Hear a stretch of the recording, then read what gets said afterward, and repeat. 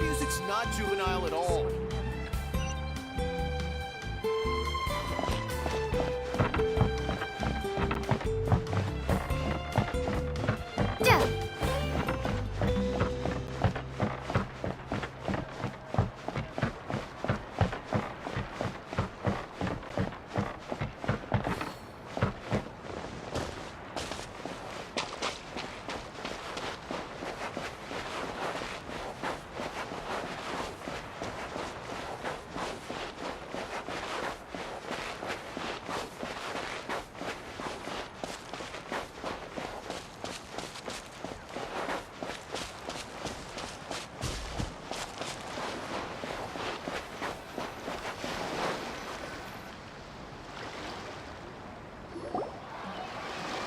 Feels like a whole new Paimon after those 2 days in the hot springs. The Abyss kind of threw a wrench in our relaxation, though. Still, spending time here really has felt like a vacation.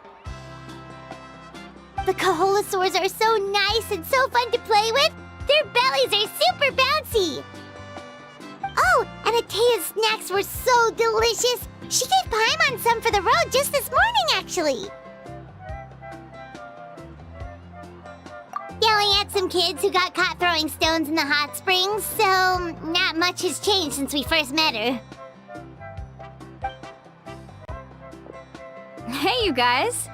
Sleep well last night? Yep, this area is so nice. Glad you like it. I was thinking of taking you guys out to do some sea fishing. Later tonight, we can eat whatever we catch. Fresh fish is absolutely delicious right off the grill. Hey, Mualani! Yeah? What do you need? The team sent out to fight in the Night Warden Wars has returned. And Kachina? Is she back as well? Kachina fell in battle. But don't worry, the team was victorious, so the Rite of Resurrection will be held in the stadium soon. That's a relief. The Abyss is cunning, and it was her first time. Mistakes are bound to happen. Exactly. She deserves to hold her head up high. All right, thanks for letting me know. We'll head out in a bit.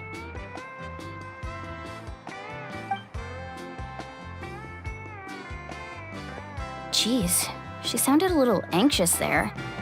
Had me thinking it was bad news for a moment. Mualani, you said the Abyss was cunning just now, but it seems like the Abyss just wants to destroy everything. Like, think about all those monsters that attacked your tribe. If there really was some sort of cunning plan, wouldn't it make more sense to send them to attack Kachina and her small team? Not that Paimon wants them to be in any more danger, it's just... Relax, I get it. The Abyss is difficult to understand, that's for sure. At a glance, it certainly seems like the only goal is total destruction. The Abyss isn't a living entity after all, so what capacity for logic or planning could it possibly possess? But through our long history of fighting the Abyss, we've realized things aren't quite so simple. 500 years ago, the Abyss invaded Teyvat. You know about that, right? That's right. Khaenri'ah suffered greatly during that time. But so did every other nation in Teyvat. And Natlan was the worst affected of all. It took the combined efforts of the then Pyro Archon and heroes from every tribe to finally repel the Abyss.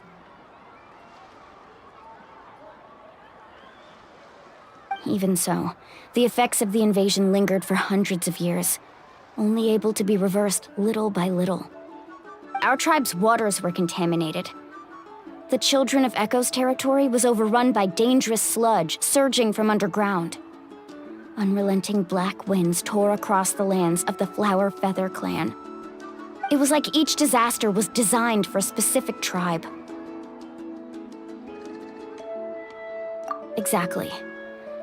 We once thought that the Abyss's desire for destruction was a sort of primal instinct, but its methods are, in truth, marked by intelligence. We now believe the Abyss has invaded the Night Kingdom, and has the capacity to read the memories of this land at any given moment. And And that's how it became so dangerous and cunning. Almost like it knows you inside and out. Yes, and that's why we've been unable to fully eradicate it, even after all this time. Luckily, the problems left behind by the Abyss have been successfully addressed by the various pyro-archons we've had over the years. Now every tribe is prospering and things are looking up. I mean, just look at what we managed to do a few days ago. We totally fought them off.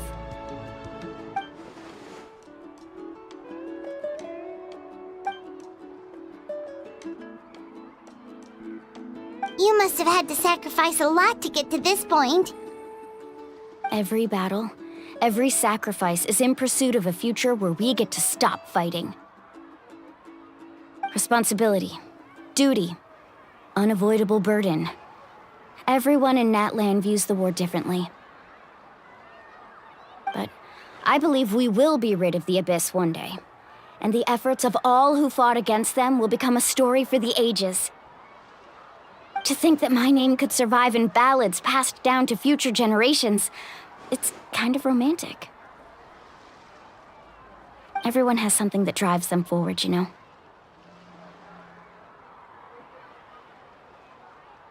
We have to. Not only for ourselves, but for our future. Anyway, let's head to the stadium. Our fishing trip can wait until Kachina's back with us. The sea's not going anywhere.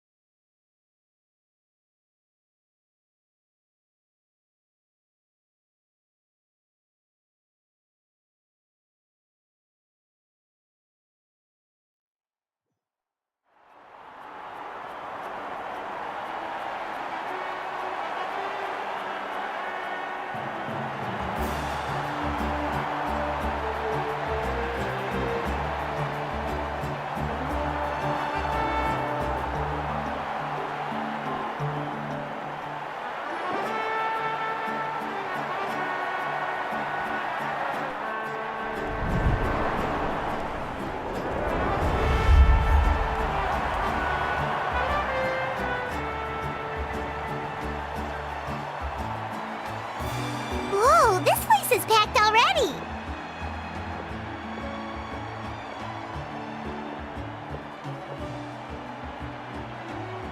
Of course.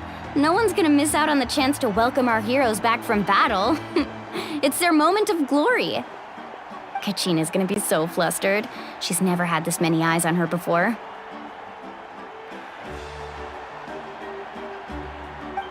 Yeah, she doesn't seem like the kind of person who likes being the center of attention. Looks like I'm just in time. Kanich, you're here! Yeah, a commission ran longer than expected, but I made it. I heard about the incident with your tribe, Mualani. Is everyone all right? Yeah, it's all taken care of. Our new friend here's got some tricks up her sleeve, by the way. She's just as strong as Kachina made her out to be. Hey, look! Is it about to start? That's right. Someone will come out and recite a eulogy, and then we'll sing the Ode of Resurrection together. Come on, let's find a spot with a good view. When the singing starts, just follow my lead and you'll be fine. Let's go somewhere higher up so Kachina can spot us.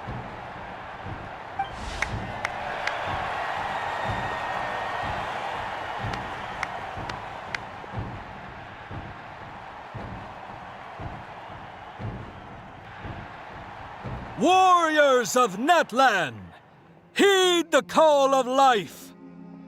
We are the inheritors of memory and legend. Those who grew alongside sun and wind. Those who forged our own destiny and... That is Natlan's fire, the lifeblood of our nation.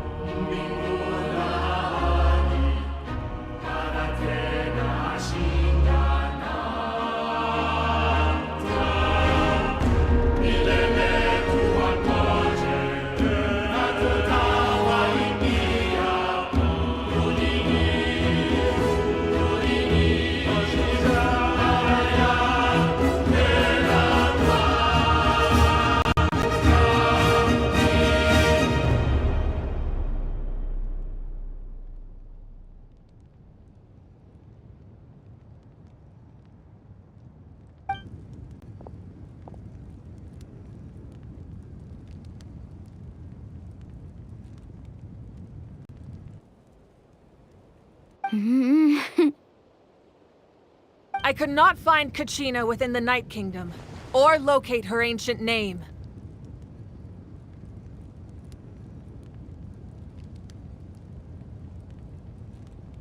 What? What does that even mean?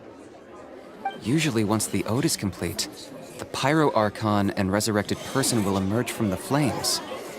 But something went wrong. What's going on? This has never happened before. Well, I think it's pretty obvious. Clearly, the team sent to fight the Abyss didn't win after all. Think about it. The Ode rekindles all victors. We've witnessed it countless times. Since the Archon couldn't find Kachina in the Night Kingdom, that must mean there's more to this victory than meets the eye. Hey! You just haven't gotten over the fact that Kachina beat you in the pilgrimage! Pathetic. The both of you. Your wild guesses are misplaced. We completed our mission. Maybe you did, but who's to say whether that little girl even contributed at all? Maybe she got scared and ran off. Why would the YUB recognize someone like her, even if she was on the winning team? How dare you insult a hero of Natlan like that? Kachina sacrificed herself to repel the Abyss. She doesn't deserve to be subjected to your vile rumors when she's not even here to defend herself. Calm down, Mualani. There's no point arguing with the likes of them. I can't just sit here and let them slander her like that. To insult a hero of Natlan, the person actually has to be a hero. You... Think about it, everyone. Who do you think is really at fault here? A girl who never should have even gone to war? Or the great Pyro Archon? Why would the rules of our nation suddenly stop working? That's true. If she wasn't revived, it must mean she failed to achieve victory. Maybe the Wyab interpret victory in different ways? I mean, that girl didn't look all that strong to me.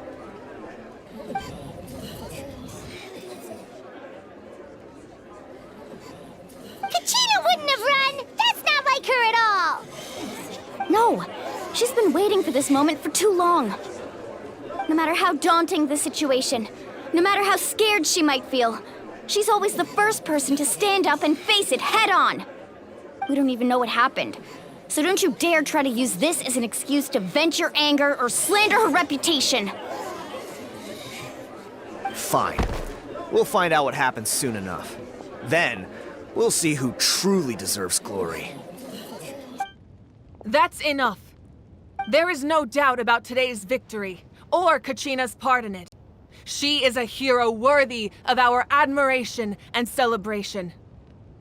However, the failure of today's ceremony is undeniable. Kachina has not been rekindled, and I offer you all my deepest apologies as I continue to investigate this matter. To prevent further casualties, I have decided to suspend the pilgrimage until this matter is resolved. What? No one is all-knowing. No one is infallible, not even myself. But doubt is a means by which we seek the truth, not a weapon we wield against others. I didn't mean it that way, Archon. If there are things you wish to clarify, then ask me directly. Doubt my answer if you wish, but now's your chance. You have concerns? State them. No, of course not. Even though I have said nothing to change your mind, then it would seem the truth never mattered to you at all. That guy doesn't even have the courage to answer the Pyro Archon's question. So much for all that glory talk earlier. I have a question, Archon. My friend Kachina. Do you have any idea where she is? It's extreme. I know you said you were investigating the situation, but I'm sorry, that's not enough. I've already shared everything I know. If you want to learn the truth and rescue your friend sooner, you should join the investigation. So, what do you say? Of course I'll join. In that case, come see me in the speaker's chamber. We should join them. Oh, and if it's not too much trouble, could you drop by as well, Traveler? I'd like to have a chat. Rest assured, everyone, I'll keep the tribal chiefs informed on the progress of the investigation.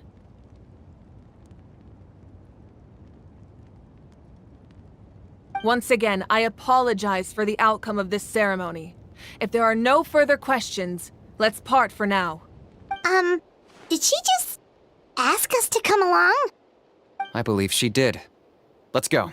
I'd like to know what's going on myself.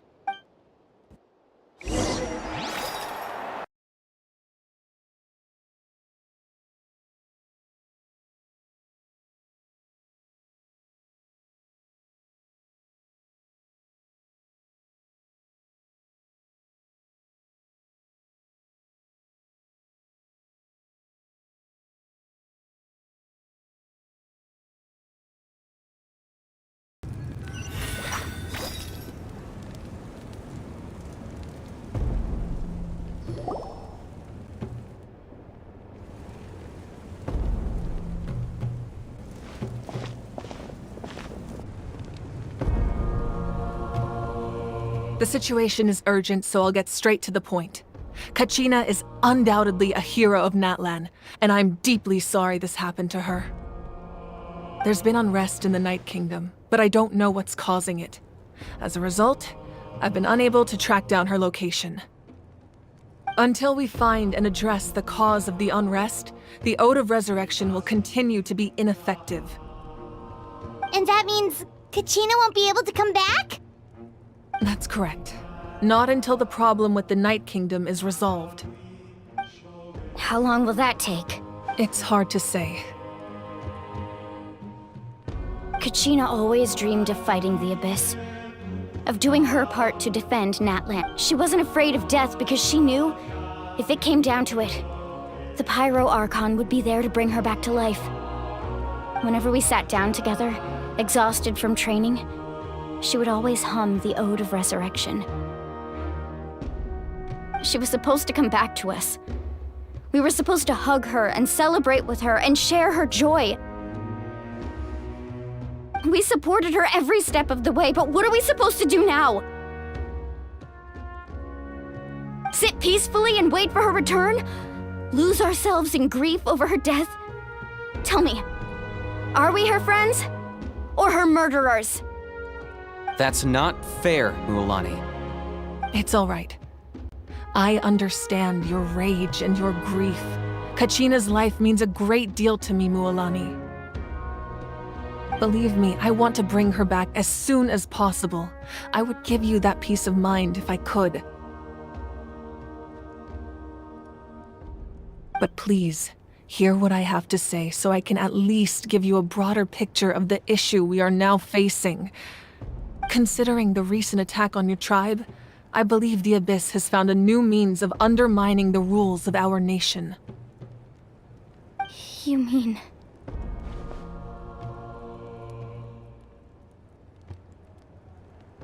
The Sacred Flame. The foundation of our resistance against the Abyss. If we continue to hold the pilgrimage and send teams to fight the Abyss, there will likely be more casualties. But if we stop altogether, the Sacred Flame will only grow weaker. The Abyss will scale up their attacks, and the tragedy we saw with the people of the Springs will only be the first of many. If we compare the two choices, the former seems to be the lesser of two evils. Sorry, I know that may sound harsh, but I bear the name Malipo. Weighing the costs is my duty. The raw truth can be cruel, but we need to understand it if we want to approach this rationally. But what would you say, Mualani? This is personal for you, and unlike Kenichi, I dare say it's not a simple case of weighing up which course of action is less painful, is— No. I can't choose between them, and I don't want to. Saying that one is preferable over the other is disrespectful to the people who suffered. You're saying it doesn't matter whether I suspend the pilgrimage. The consequences will be equally painful. Yes. What happened to Kachina breaks my heart. But I couldn't bring myself to sacrifice other people for her sake. And that is the crux of the problem. It's not simply a matter of choosing the lesser of two evils. Either way, there will be people who suffer. And the end result will be the same. Belief in the pilgrimage will waver. Once doubt has crept in, the people will no longer unite in battle against the Abyss. And that is exactly what the Abyss wants. Their ultimate goal isn't to break the rules that make the Ode of Resurrection work. It's to destroy the people's faith in them. To prevent what happened to Kachina from happening to anyone else, we need to suspend the pilgrimage. So that is my current plan. And in the meantime, I've made efforts to strengthen each tribe's defenses. Then, we have to find another way of strengthening the Sacred Flame to keep the Abyss at bay. This won't be easy. I'll need time to figure out the best approach. I understand your anger, Mualani, but I hope that provided some clarity at least. Wow. Paimon thought things were gonna get heated for a second, but the Pyro Archon took the time to explain everything so patiently. I owe you an apology, Archon. I let myself get carried away earlier, and I'm sorry. You're right. We need to focus on finding solutions. We could always hold the pilgrimage without sending a team to fight in the Night Warden Wars. That way, we would still be able to fuel the Sacred Flame. I've considered that, but the two events have nearly always been linked. Without the chance to fight the Abyss, pilgrimage rankings lose their prestige, and competitor numbers will drop. With fewer participants, the amount of contending fire produced will decrease, and the vicious cycle will continue indefinitely. So, essentially, the Abyss is taking Kachina hostage. You've learned about the concept of ley lines during your travels, yes? The Night Kingdom is something similar. Staying there for a short period of time shouldn't have an effect on the person. But with the Abyss in the picture, it's a different story. Your sense of self will be devoured until eventually you become one with the Sea of Souls. Imagine pouring a cup of water into a rushing river. You can try to scoop up another cup, but there's no chance it will be the same water you had before. I won't sugarcoat it. That is the danger Kachina is currently facing. Just like you said, Archon. Both of these problems need to be addressed. You can focus all your efforts on dealing with the Sacred Flame. I will go search for Kachina. The Abyss poses the same threat to you as it does to her. It is very possible you will not return. Knowing that, Kachina's waiting for us to rescue her. That's all that matters. I failed to protect her during our campaign, but I can make it up to her now. I choose to go as well. Traveler? What do you think?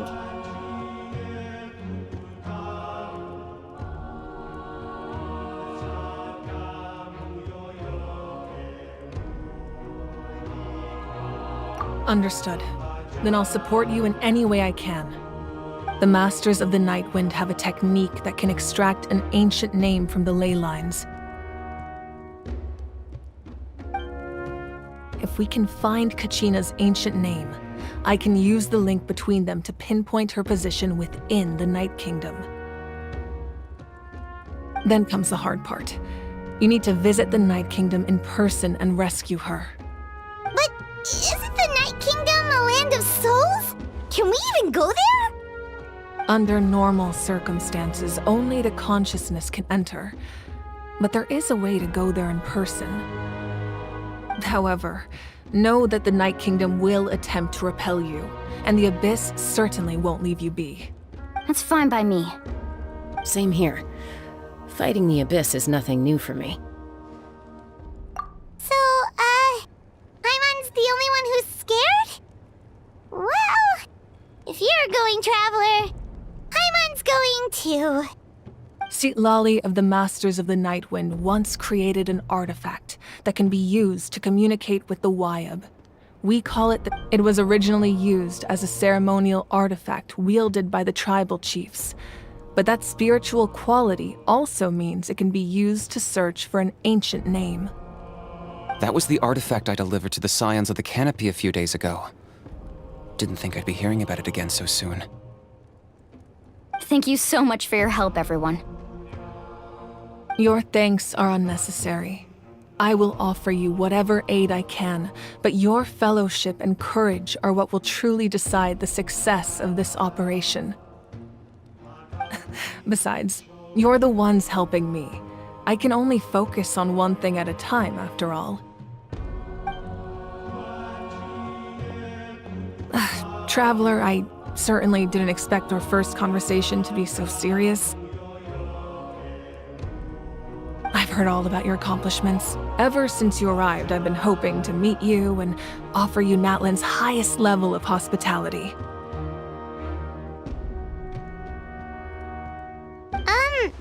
Why? Why? Is that not what happened in the other nations you visited?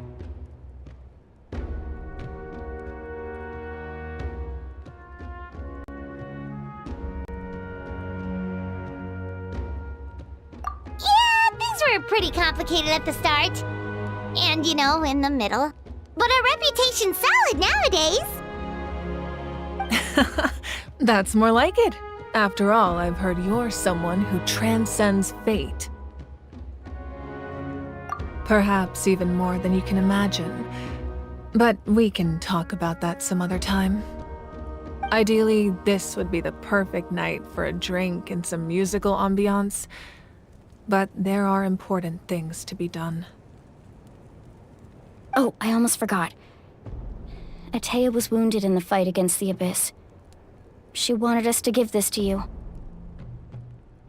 It embodies fond memories and my strength of will. That's what she asked us to tell you. She said you'd know what that means. I didn't think this day would come so soon. The flames of her life force. I can feel them flowing within the talisman. If things were different, the two of us could have enjoyed the hot springs together while she gave this to me in person. We're supposed to be hot spring buddies, after all. But don't worry. This talisman means a great deal to me. I'll take good care of it, and once this is all over, I'll pay Atea a visit.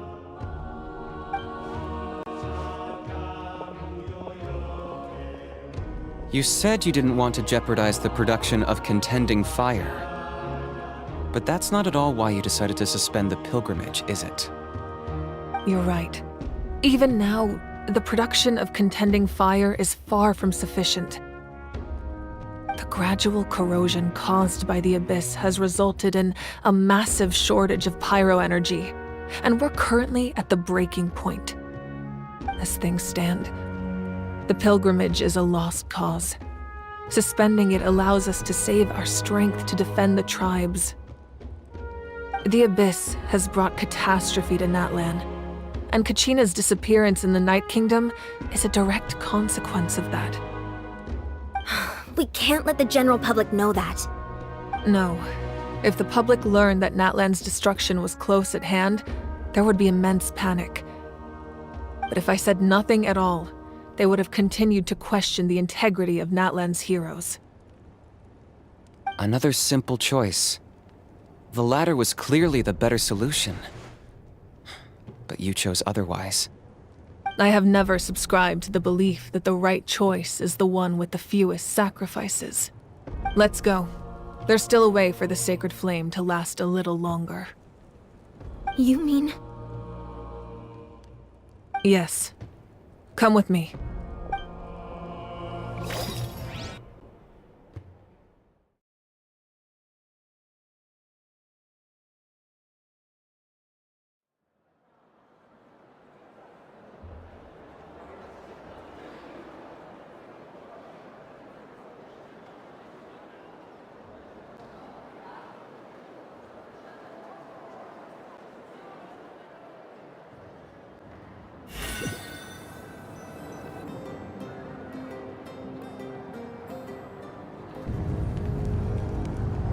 The sacred flame must never go out.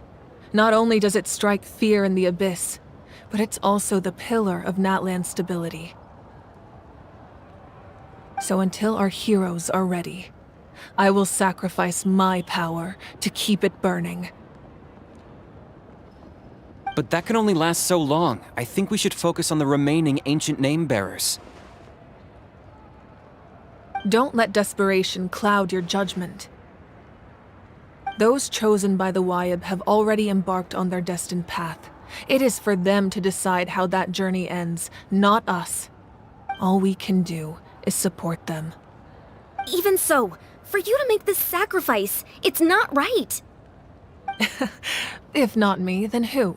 No other is capable of sustaining the sacred flame. I possess great strength, but I'm not above my people. This is part of my duty.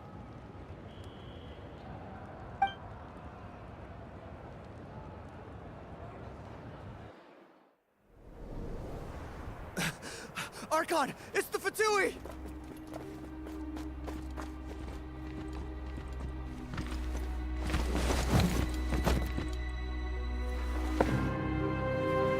The Archon of Natlan. A force to be reckoned with. The secret of the ley lines is no secret to me. Long have they been destined for ruin. And since the oath made 5 centuries ago remains unfulfilled, what use is the Gnosis in your hands?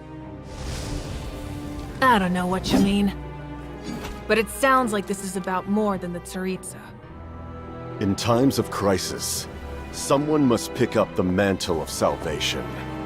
Your plan has reached an impasse, and now it falls to me to create new rules for Natlan. But before the dawn of a new age, the old must be destroyed.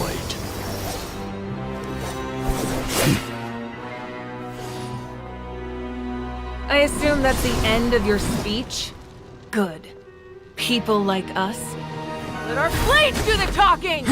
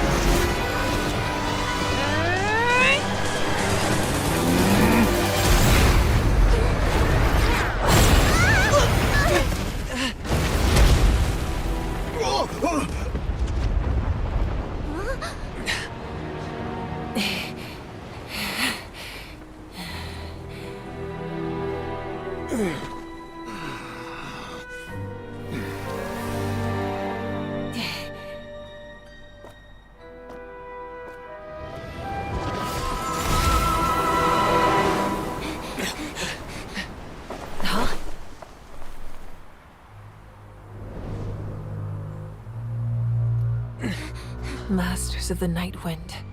Send word. The captain and his followers must be apprehended.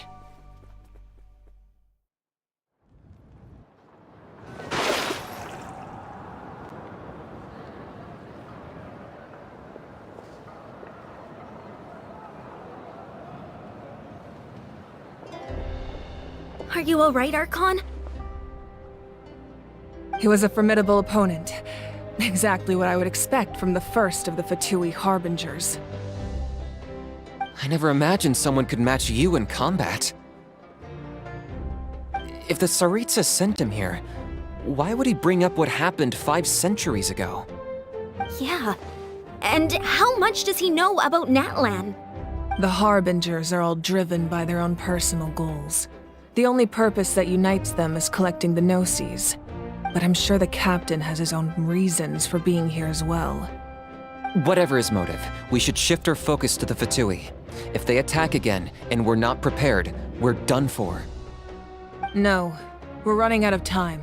The wound I inflicted should hold him back and weaken him for the time being. Besides, I'm sure you noticed, the power that came to his rescue just now came from the Masters of the Night Wind. In other words, there are traitors among us. Not necessarily.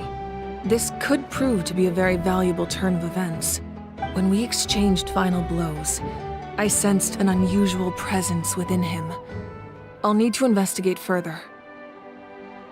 Kanich, go to the Masters of the Night Wind and look into who could have aided the captain. Speak to Lali. She should know. Of course, I'll head out right now. Do you still intend to... Yes, but fear not.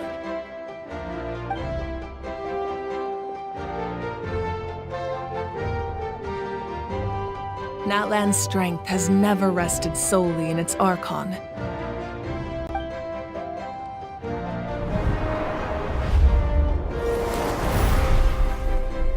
Together we foresaw the only path that leads to our nation's future. We must trust in that vision now.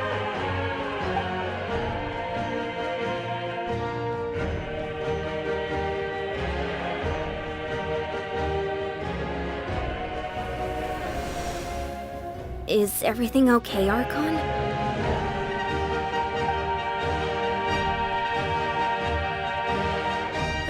Completely fine. Just lamenting the fact that I never got a picture when I could still turn my hair into flames. Too late now.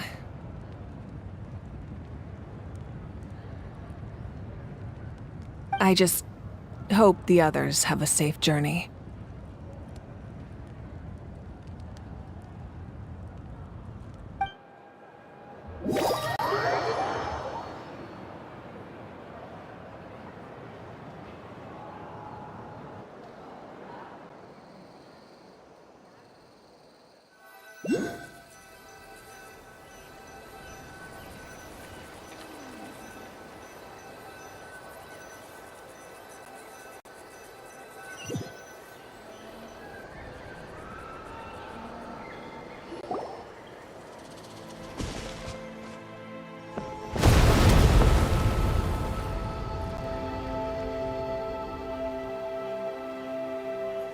What's happening at the stadium?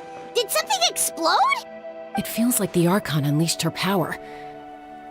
She must be fighting a formidable opponent. Should we go back and check what's going on? Have faith in the Archon. She wouldn't lose in a one-on-one confrontation. Once we find Kachina's ancient name, we'll head right back. Okay, let's just keep climbing. Paimon really hopes nothing goes wrong.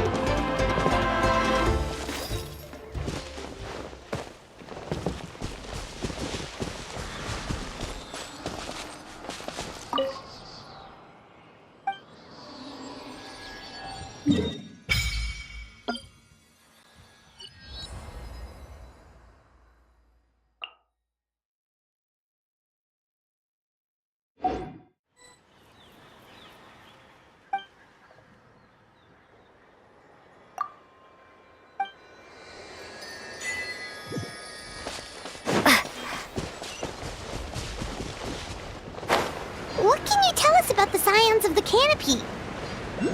The tribe's people are very adventurous. Oh, kinda like us then! I'm not so sure. You don't strike me as the type to enjoy danger. The scions of the canopy are a bunch of thrill seekers. They love extreme sports like rock climbing, rappelling, volcano parkour, or even bungee jumping without a rope while a Yunkasaur stands at the edge and uses its tongue to catch them. Sound like something you'd be interested in? Okay, that does sound different from our usual adventures. Paimon's not doing any of that. She can just cheer you on from the sidelines.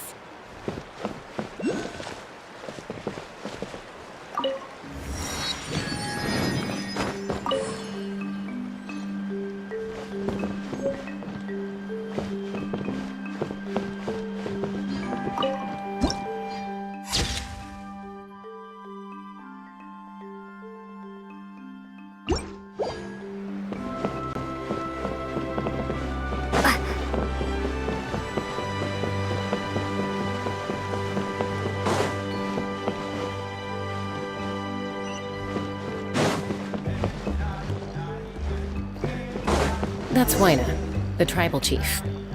Let's head over to her.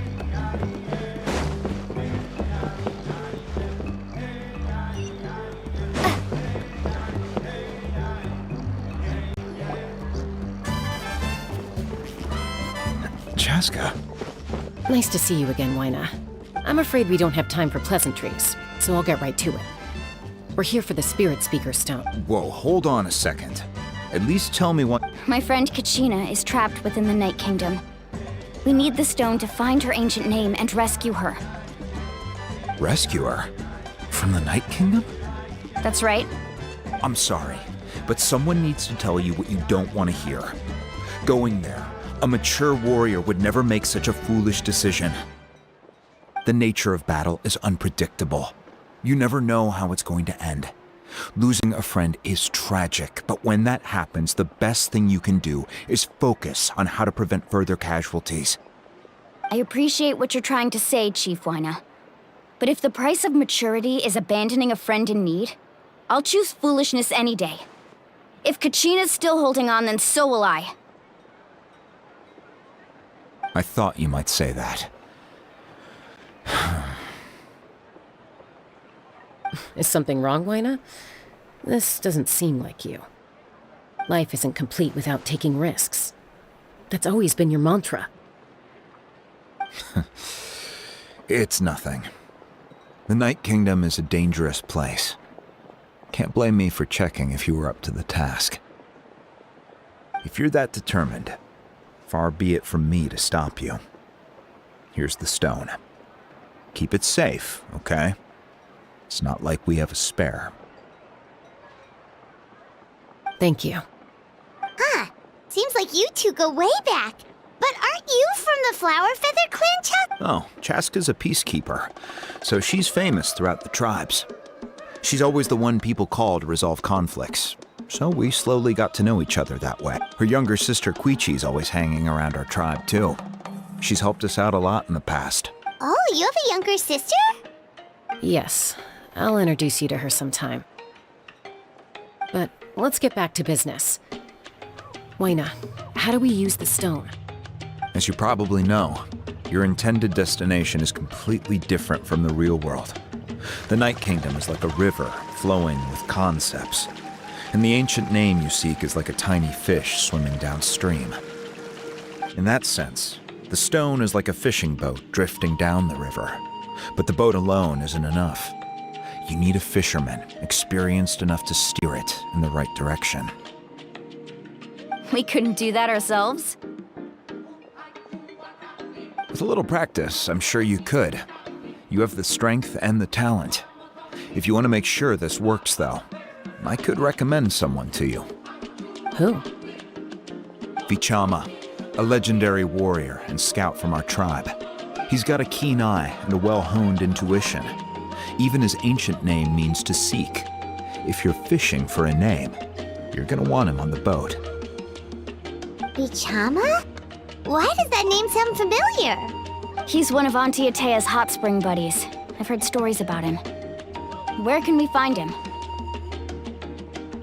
Ever since Malco passed, he spends most of his time gazing out at the scenery from the cliff tops. Follow the path that way, and I'm sure you'll find him. Thank you. We'll go look for him there. Good luck. I hope everything goes well.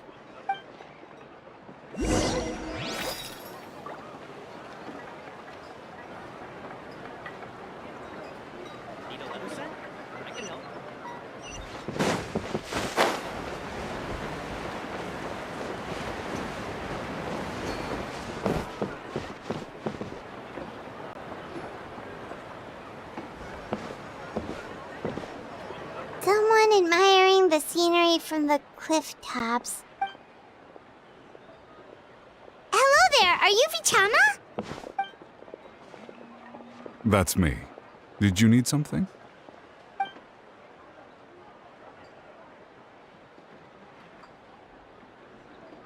What? You're saying you can bring someone back from the Night Kingdom? How is that even possible?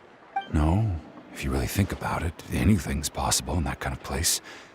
But that would mean... Are you okay? You don't look so good.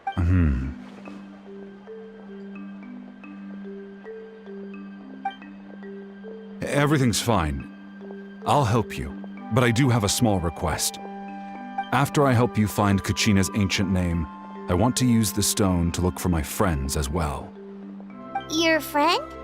Oh, why not mention someone named Malco? Is that who you're talking about? Yes, but I'd rather not get into it if it's all the same to you. That's not a problem. We agree to. Yeah. Since you're helping us find Kachina's ancient name, it's only right that we return the favor. Then we're agreed. Can I have a look at the stone?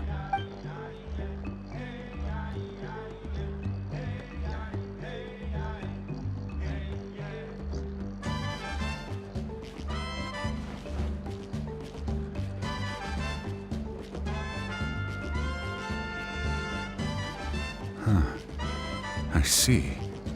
From what I can tell, it functions almost like an abyssal pylon. Once the connection is established, the abyss will come surging through the opening like a predator honing in on the scent of blood. So we have to be sure not to use it in a tribal settlement. Wow, you got all that just from looking at it? I just picked up on the basics, really. I still have no idea why it works.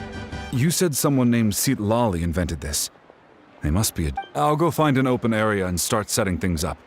In the meantime, I need you to get 2 things for me. We'll go right away. First, I'll need some hook ropes. Pretty much every store around here carries them, so no need to go anywhere special. Oh, and I need to build a net out of them. So Wait, are you saying you're going to use a real net to catch Kachina's ancient name? How does that work when one's tangible and one's not? By creating something tangible in our world, like a net, we can create a connection to a corresponding concept in the Night Kingdom. Basically, I'm going to use the concept of a net to catch something equally intangible. An ancient... Oh, I see. Right. I need 2 chunks of obsidian. Once we bring the ancient names into our world, we'll need a place to store them. Normally, you can only get obsidian from the Children of Echoes, but I heard there's a traveling merchant from that tribe around here somewhere, so maybe you can try your luck there. Gotcha! All right, let's split up. See that clearing? Let's meet over there when you're done. Oh, and you can send someone with me if you want. In case you're worried I might take the stone for myself. What do you think, Chaska? There's no need. Lena spoke highly of you. That means you're... I appreciate it, even though that doesn't mean much to me anymore. Anyway, it'll take some time to set everything up, so no need to rush. I'll see you in a bit.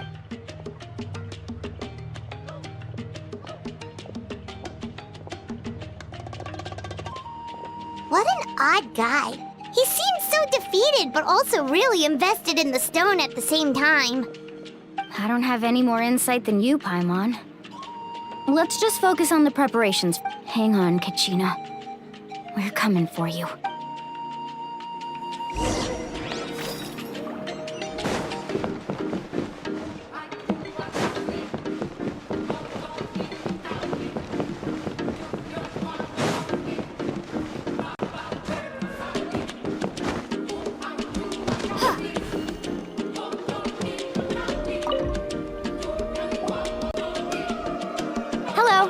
Do you have any hook ropes for sale? Hook ropes? As in rock climbing equipment? Yes. How much for your whole stock? Oh, the whole thing? Let me see. That would be 30,000 mora in total. Deal? Deal. Wait.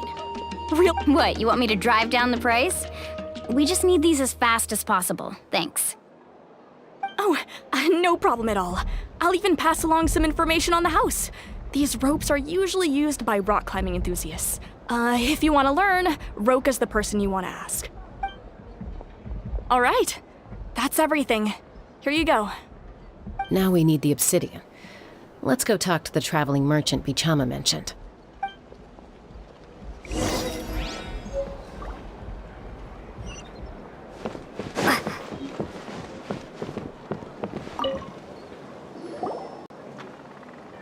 Excuse me, do you sell obsidian?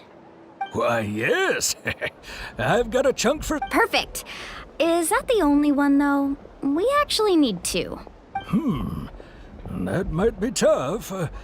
Tell you what, I'll take a look through these boxes over here, and we'll see what we can find. Thank you so much. We'll wait here.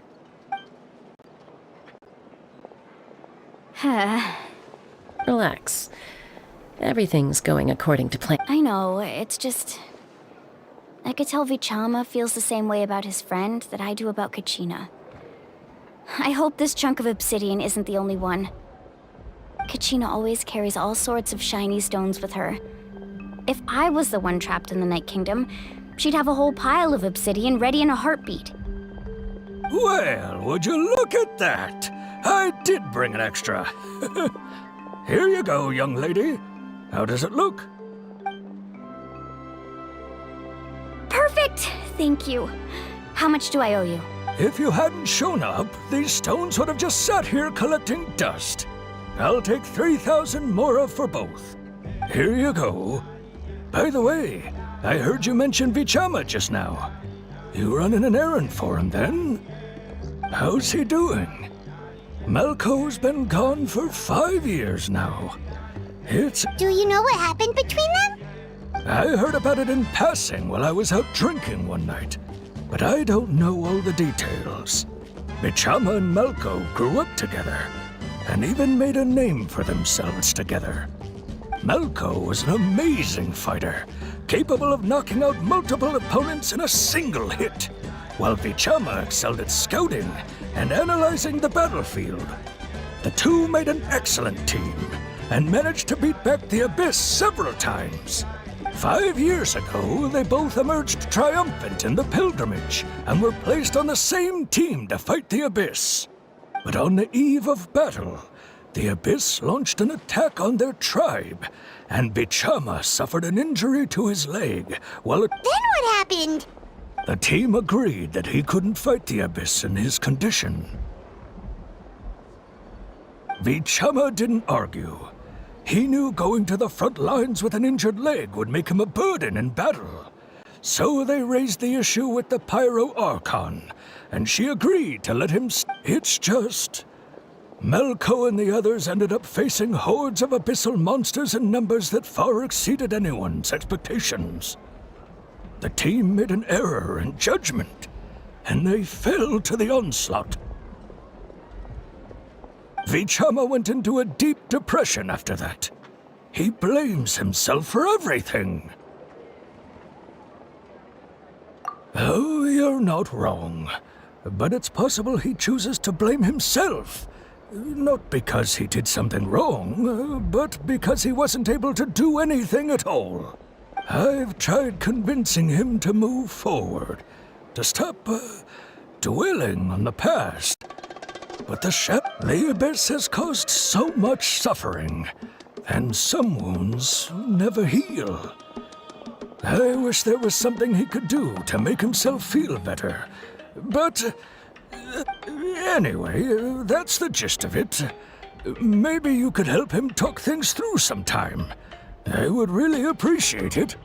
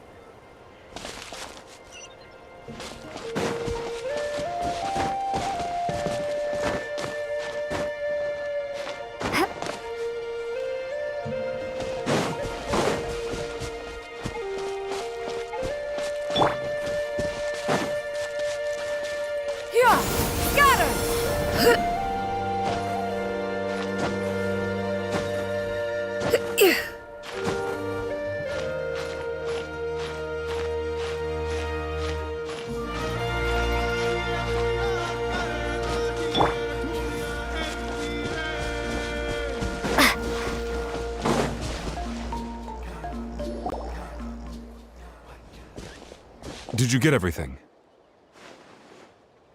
Yep, it's all here. When do we start? I've made all the necessary adjustments. so we're good to go. As agreed, I'll help you find Kachina's ancient name, and then you return the favor. Go ahead.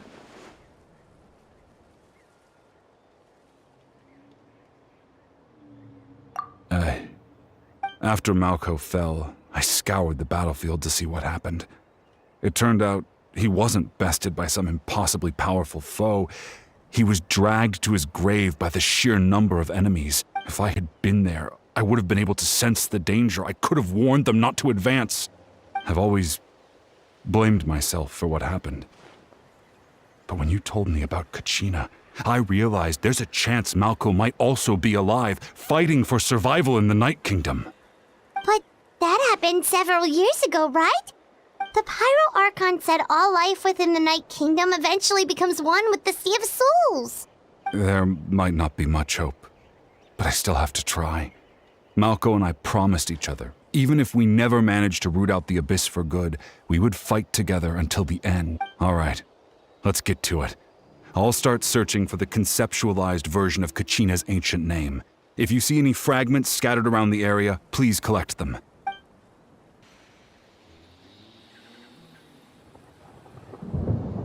Make sure you prepare yourselves for battle. As I said, the stone will link the mortal realm to the Night Kingdom. The Abyss will likely emerge in response. Look at that golden thing. It must be one of those fragments Vichama mentioned. Let's get closer.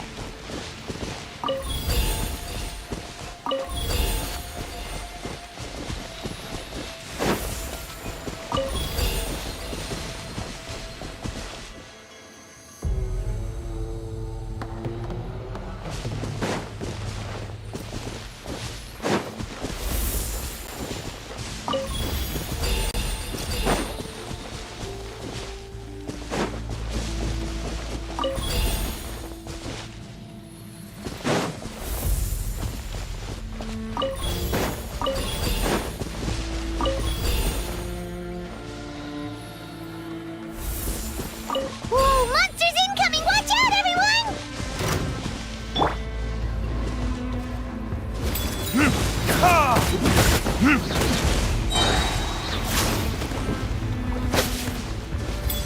Time for retribution!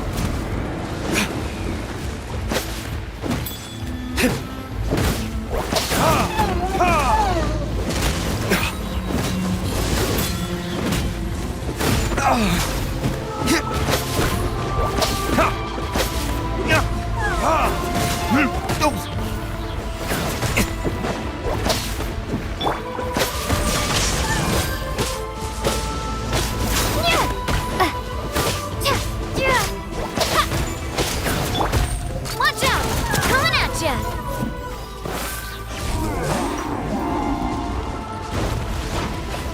Attack! Bellowing thunder!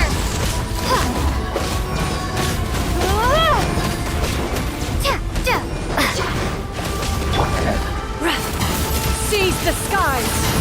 Skyward! Scatter!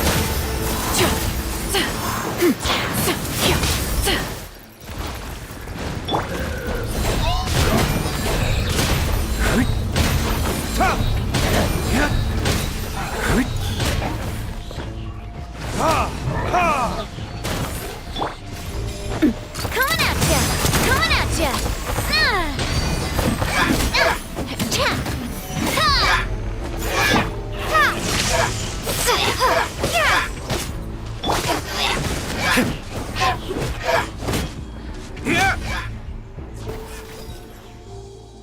How much longer, Vichama?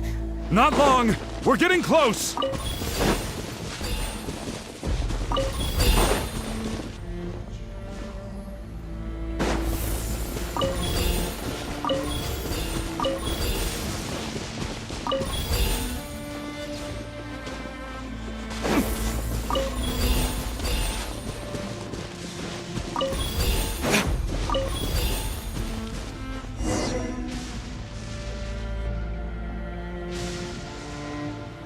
Vichama!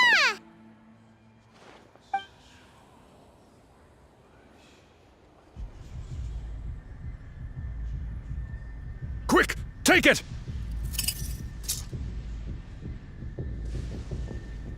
I found Kachina's ancient name. Hang in there, Malko. Just a little longer. Something's not right. The power of the Abyss is getting stronger.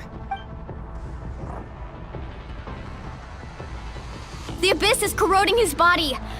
Vichama, you can't keep going. You'll die. I should have died 5 years ago. I just need a little more time. Please, I'm almost there.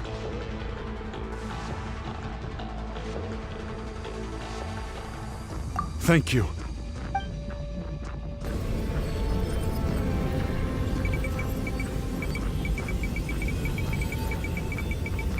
Whoa, watch out!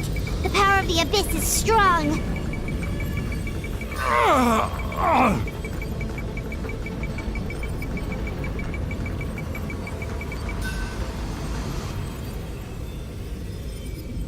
This power.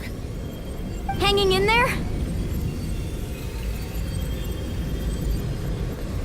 Malko. No! Why can't I find him? Why? We can't wait any longer. Pull him away from the stone, Mualani. I already tried, but the power of the Abyss has him in a chokehold. It's like he's tied to the stone with an invisible rope. In that case, we have no choice. I'm sorry, Seat Molly. Get back! Chaska, wait!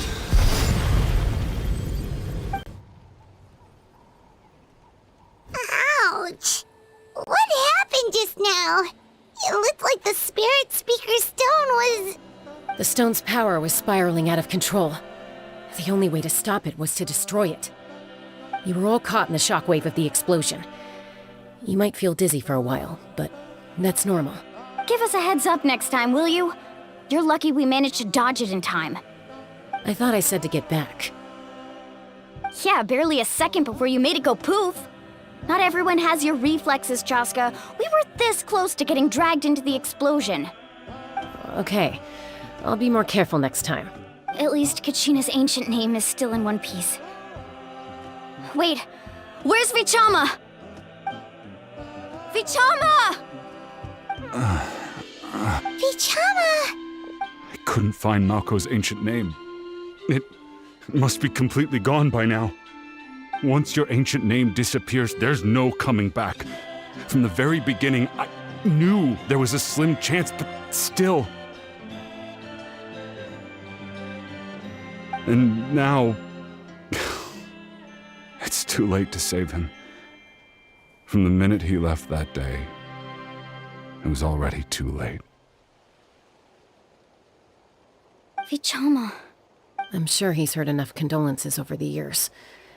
Let's just give him some space. Huh? What's that in your hands, Vichama? It looks like something's glowing!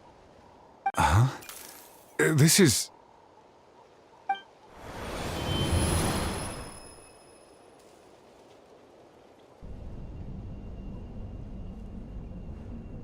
Hey, Malko.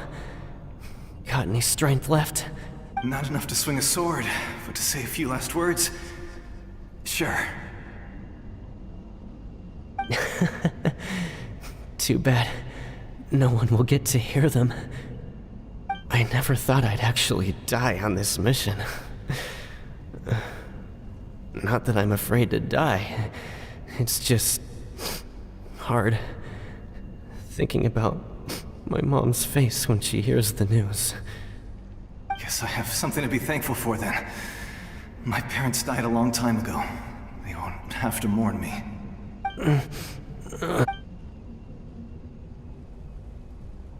Pisak! Always had to beat me at everything, didn't you? Right to the end, you were never one for goodbyes. Maybe you're right. Maybe no one will get to hear our last words. But Vichama, I'm so glad you didn't come with us. Don't be sad. Just keep on living. For the both of us.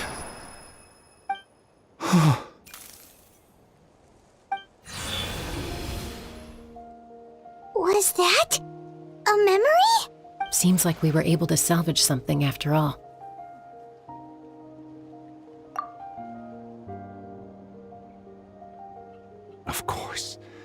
seeing him, hearing his voice again, it makes me unbelievable. But it also brings with it an even A deeper pain?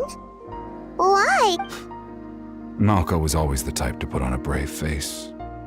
But in that memory just now, his hands were shaking, and his smile was forced. For all these years, I regretted not being able to fight alongside him to the end. And now I know, at the end of his life, he was thinking the same thing. Vichama. I'm fine. Actually, I heard Chief Wyna wasn't really on board with your plan to go to the Night Kingdom. When you asked for my help, I hesitated too. I knew helping you find your friend's ancient name meant leading you one step closer to danger. But I also understood why you had to try. Everyone has regrets in life. Once allowed to fester, guilt strips us of our most valuable qualities as warriors. In that sense, we might as well choose the braver path from the very beginning. If I could do it all over again, I would have followed Malco to the front lines no matter what. Even with an injured leg, there were still things I could have done. That way, even if the outcome stayed the same, I still would have fought alongside him to the end. There are critical junctures in life, and if you don't seize the chance to act, there's no going back. That's something I had to learn in hindsight. But you're still at the crossroads of your journey, so I hope you can walk away without regret. Thank you, Vichama. I feel even more determined now. Kachina will come back to us. I'll make sure of it. I promised I would find her, and I intend to keep that promise.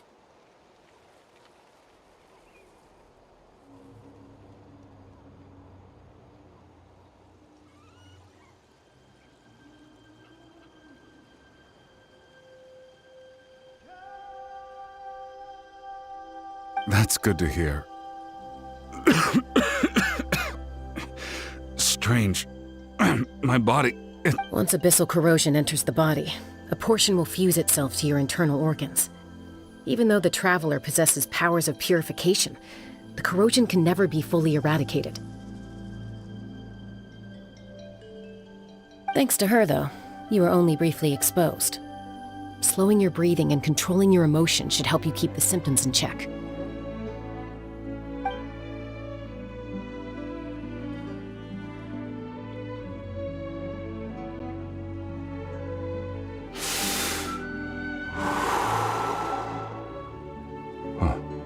That does make me feel better. Just speaking from experience, that's all. Anyway, we've recovered Kachina's ancient name, so we're off to a great start. Let's get Vichama back to his tribe and tell Wyna the good news.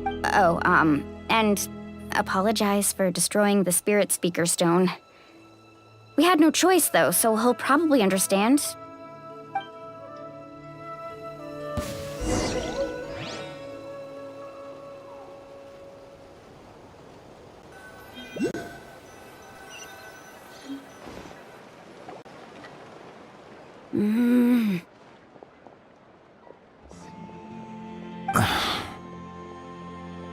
Koichi, are you really gonna just stand there like that? I don't know what you want from me. I think you know exactly what I'm trying to say, Uncle Wyna.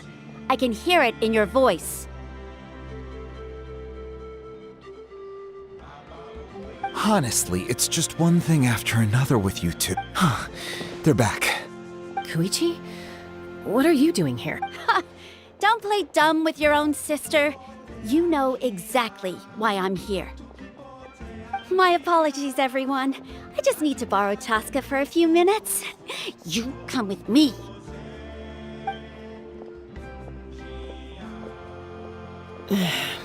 I'll be just a moment. Who is that? Koichi, Chaska's younger sister. Although the two aren't actually related by blood, it's kind of a long story.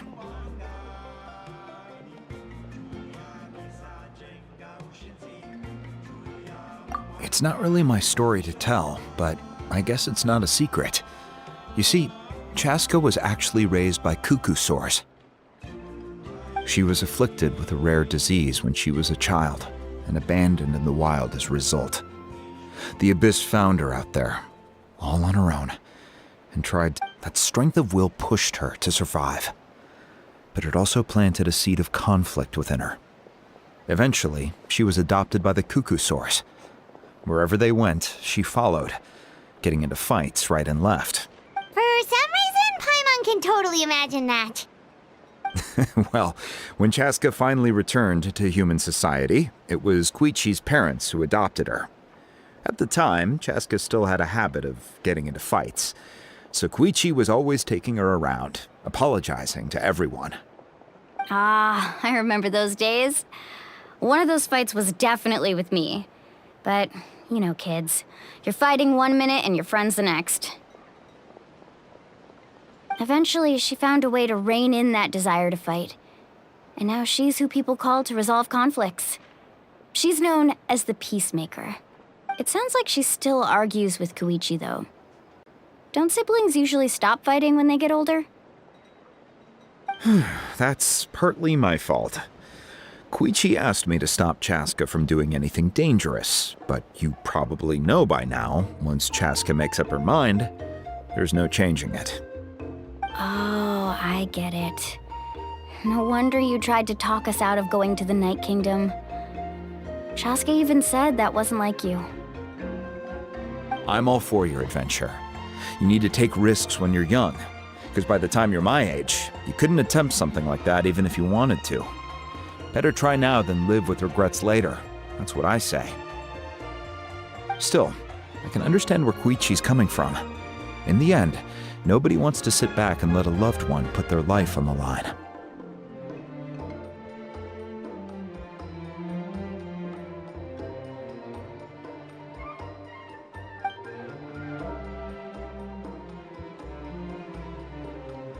All right, it's just the two of us now.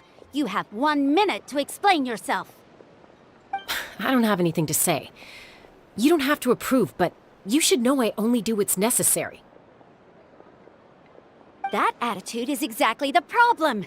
It's like you don't care. You try to sneak off to the Night Kingdom behind my back and then play it down as if it's just a trip abroad. Well, technically I am going abroad, right? Again with the excuses!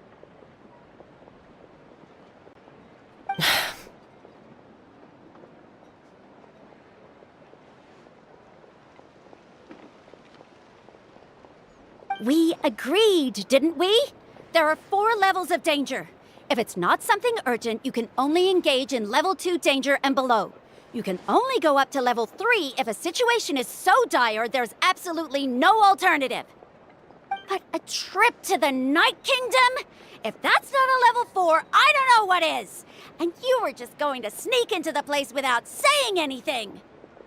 What do you mean, sneak into the place? I always planned on walking in there with my head held high. You bought off Uncle Wina, didn't you? He promised me he'd stop you from doing anything dangerous.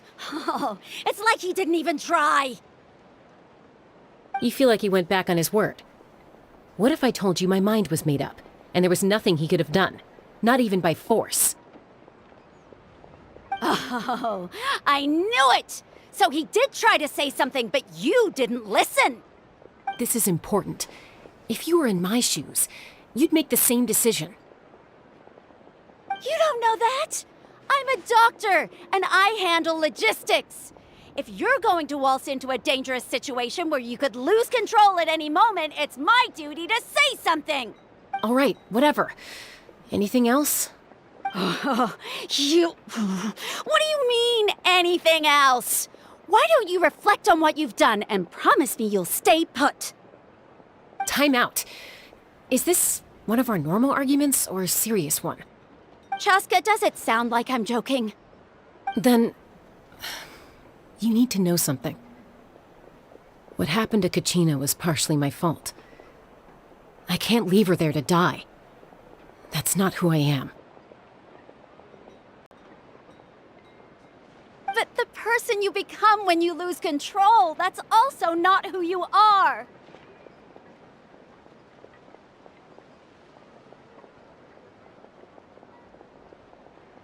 That's a different issue. You said it yourself. A person is only as good as their morals. If I want to live in Natlan, I need to display qualities that make me worthy of this nation. I've also told you that managing your condition is equally important. Sometimes you have to make sacrifices. All right, let's stop this here. If we keep going, I might actually have to get serious. And I think Wyna prefers his roof attached to his house.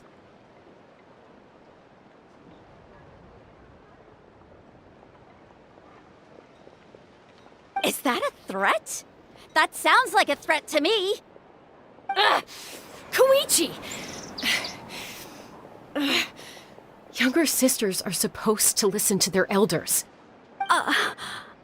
So, you're really going to go, no matter what I say? I'm supposed to be your sister.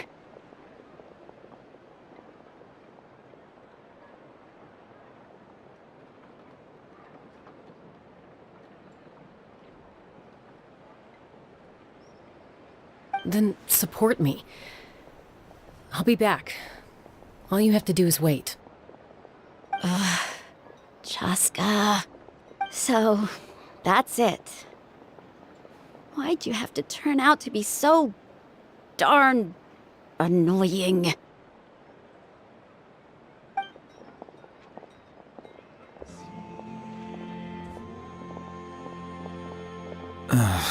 You two are something else. Something you wanted to say?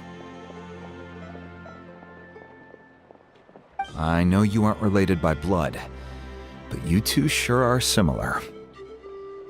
Really? You know, I said that very thing to Koichi not too long ago, and she reacted the exact same way, down to the very tone of voice. It's not my place to get involved, but I will say this. Try to spend a little more time with your sister. You're tough kids. That doesn't mean you have to go it alone. Thank you. Anytime. All right. If you're done with the Spirit Speaker Stone, you might as well hand it over. According to Kinich, it's an important ceremonial artifact, so it'd be safer to keep it with me. If only Tone-Deaf Bard was here, he could have repaired it just like the Holy Liar. It might be in a few more pieces than you remember. Huh?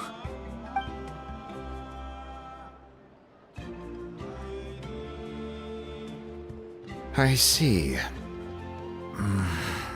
Sounds like it was an urgent situation. If someone's life was on the line, then you had no choice. Still, Citlali's going to be a nightmare to deal with now that you've broken her stuff. I'll explain everything to her later. Stay safe out there in the Night Kingdom, okay? I'll wait here for your safe return.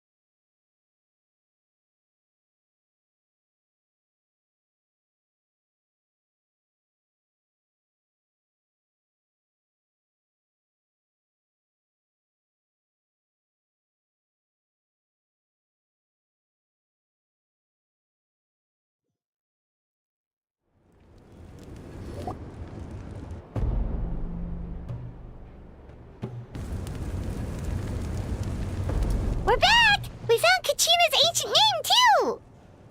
Well, it's fairly complicated. Let me give you the condensed version.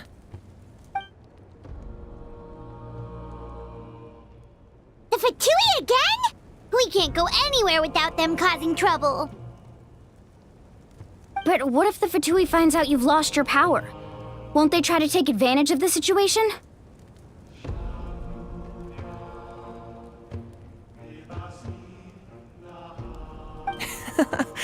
That's why it has to be our little secret.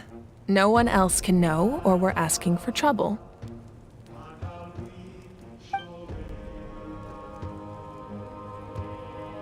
Look, I wish I could offer you some sort of consolation, but I won't lie to you.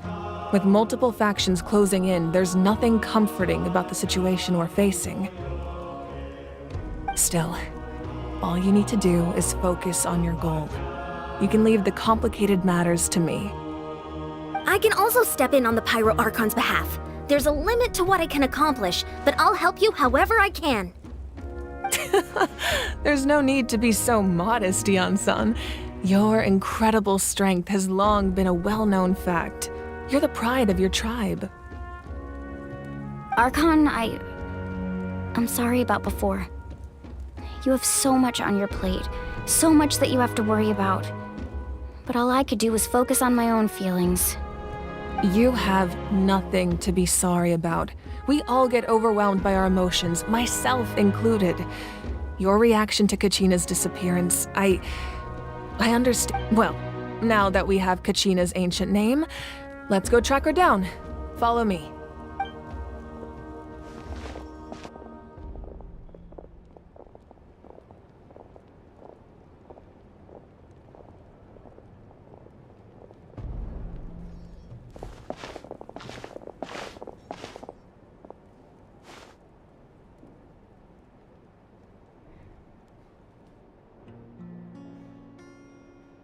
What is this place? Hey, isn't that Atea's talisman? Good eye. This is where I store all the various mementos I've collected. Whoa. I've never seen this place before. There's so many things in here. It looks like there are items from every tribe.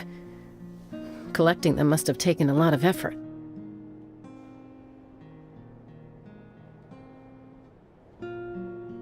I suppose you could think of it as a hobby of sorts. In Natlan, everyone grows up listening to the stories of heroes. And physical items do a far better job of preserving those stories than our own memory. Now, I still have some preparations to make for the ceremony, so feel free to take a look around in the meantime. If you're curious about an item, I'm more than willing to tell you about its origins. Alright, we'll have a look.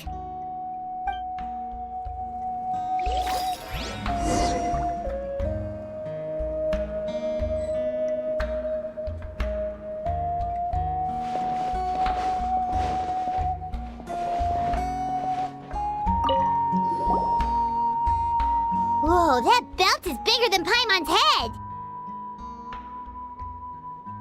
The Collective of Plenty are known for their bodybuilding competitions and contests of strength. This belt is a symbol of great honor within the tribe. The association with strength, and even if a warrior had the strength to put it on, wearing it for any length of time would still leave them gasping for breath. Sounds like it. So the owner of the original belt, Kitera, commissioned a craftsman to make a copy identical in appearance but far lighter in weight. That is the belt you see before you. He would often wear this version when training in order to protect his waist. Or he made a lighter version so he could wear it all the time and show it off.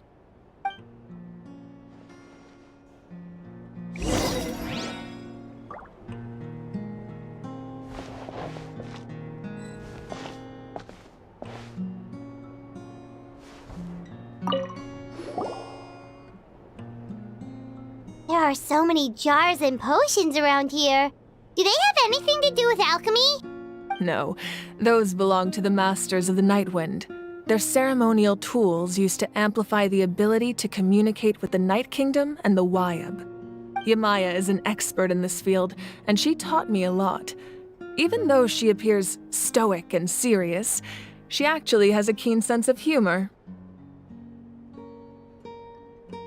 The tools you see here are quite traditional.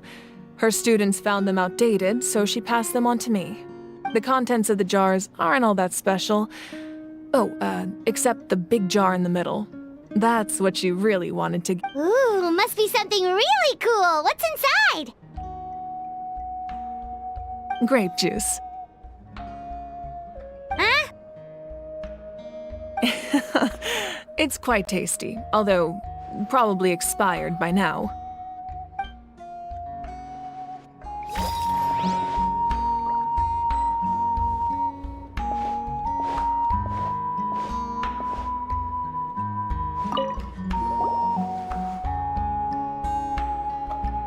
The powder still needs some time to settle, so let's wait a little longer. Well, what do you think of my collection? Do you feel like you have a better understanding of Natlan's culture now? Yeah! If each item represents a different story, seems like Natlan's really been through a lot. Does every item hold a special memory, just like Atea's talisman? That's right. The items in my collection actually serve a similar purpose to the ancient names passed down among the tribes. They demonstrate the true shape of time. The shape of time? Most people perceive time as a linear concept, almost like a straight line that can only move forward. We cannot change the past or predict the future. But there's also a different theory, one that I believe to be closer to the truth. Namely, that the past, present, and future all exist at once. At once? Paimon's not sure she understands. Let's say your journey ended right now. Thinking back on your experience in each nation, which one would you say was the most important?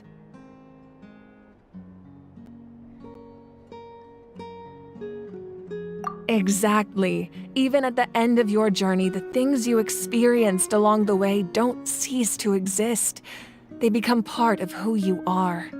Take out a portion of that journey, and you would likely make very different decisions, and eventually arrive at a very different destination. The future is the same way. It exists even though it has yet to come to pass. We just lack the means to perceive it. Of course, there are those with the power to foresee the future. They simply call it by a different name. Fate. You're quite familiar with that concept, I would imagine. That does kinda make sense. The future hasn't happened, but already exists. Humanity excels at living in the present, but too often we forget the past and neglect the future. While the pilgrimage and the Night Warden Wars lead us to a better future. Only by uniting the people of Natlan across countless eras can we fight back against an enemy as formidable as the Abyss. To come up with such a set of rules, the first Pyro Archon must have possessed a level of insight I can only imagine. That's correct. At first, he was a mortal man with no special power. After he ascended to the Divine Throne, he used it to borrow power from the heavens and establish the rules of Natlan, namely a framework through which ordinary people can ascend to Archonhood. By holding the pilgrimage, we're able to determine the strongest among us, and when that person ascends to the Divine Throne, their inner flame will awaken. In addition, the sacred flame will grant them significant knowledge and memory of this land. After all, that's how I came to know everything I just told you. So, it all comes down to the power of the Divine Throne and the rules. Wait, is that a family portrait? Yes, that's my mother, father, younger sister, and the little saurians we raised. I turned a piece of my dad's leather armor into a canvas and commissioned a famous artist to paint our likeness. Your sister is so cute! It looks like the two of you are really close. Paimon was having a hard time thinking of an Archon as an ordinary person, but seeing this portrait, it kind of makes sense now. It really doesn't look like there was anything special about you before. Oh, wait, is Paimon allowed to say that?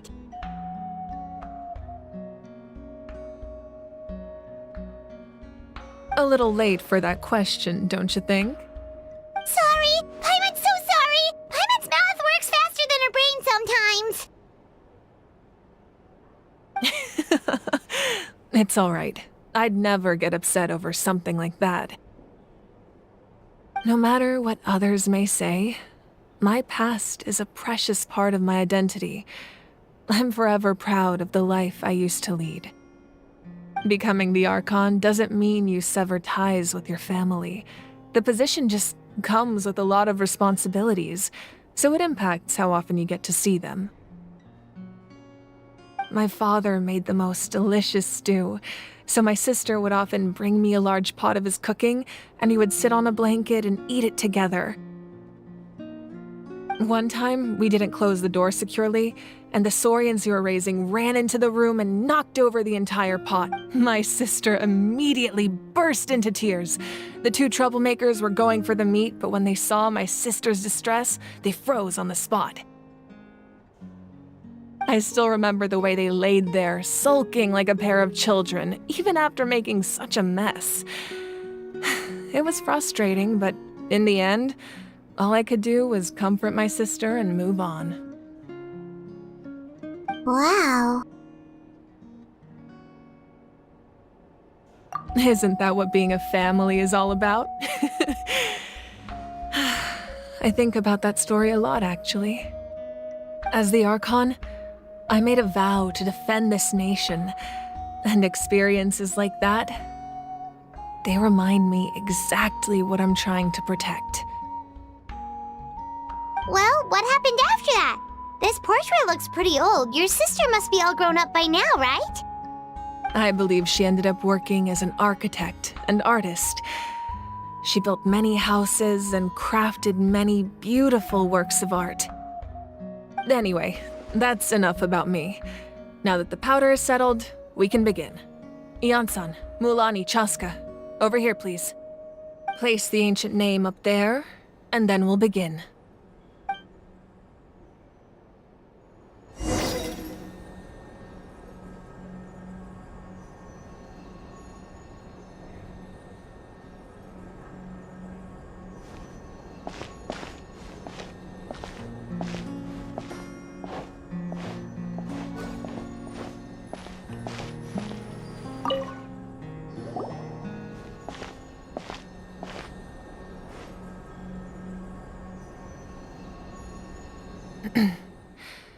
Surely as the echoes of life resound through heaven and earth, so too shall our stories remain eternal. Ancient name, take us to your fated bearer. Allow her to answer our call.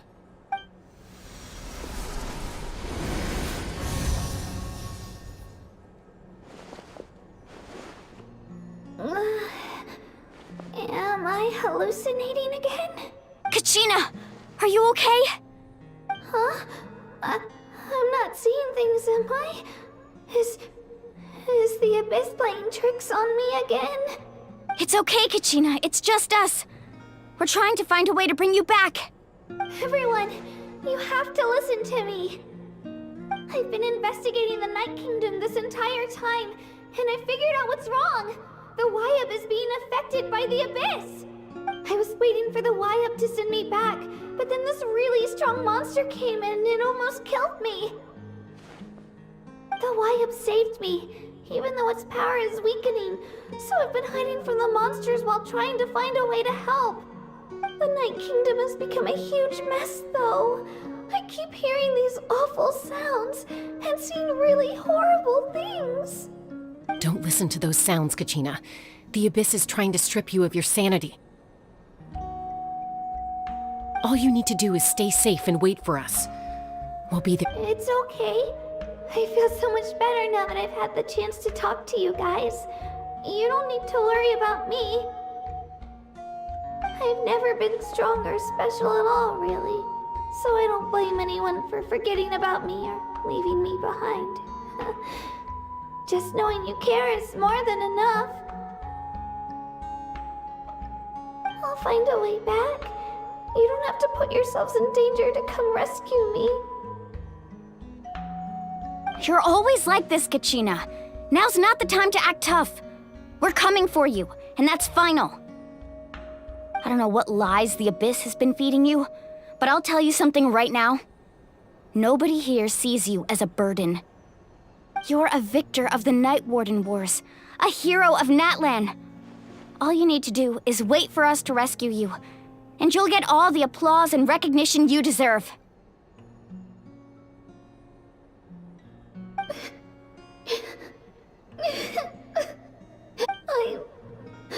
I'm really scared. Everything's so dark and creepy here. And I want to go home. Still, I don't want you to put yourselves in danger because of me. I don't want to hold anyone back ever again. All you need to do is place your trust in us, just like you always have. No one fights alone. We're not leaving you behind. Not Yeah, we're so close, we can't call it quits now! Thank you. Be careful. Looks like we've lost contact. Now comes the most dangerous part. You have to traverse the Night Kingdom in your physical form. This entrance to the Night Kingdom was left behind after an abyssal invasion. Even a brief amount of time inside could expose you to corrosion. I know. I'm prepared for that possibility. All right, then I wish you all the best. I'll tell Koichi to be ready just in case. She's very experienced in dealing with abyssal corruption. That face you just made. Don't tell me you two got into another argument. No, I just feel bad for creating more work for her. I'll go with them too, Archon. The more people, the stronger the party. Thank you so much for your help, everyone. It really means a lot that you're willing to brave these dangers with me. And there's no time to lose, so let's get going. Now that I've lost my power, I won't be able to provide much practical support. But I can still keep an eye on the situation from here. Eon-san, I know it's unlikely, but if you encounter a situation you can't handle... That won't happen. I hope not.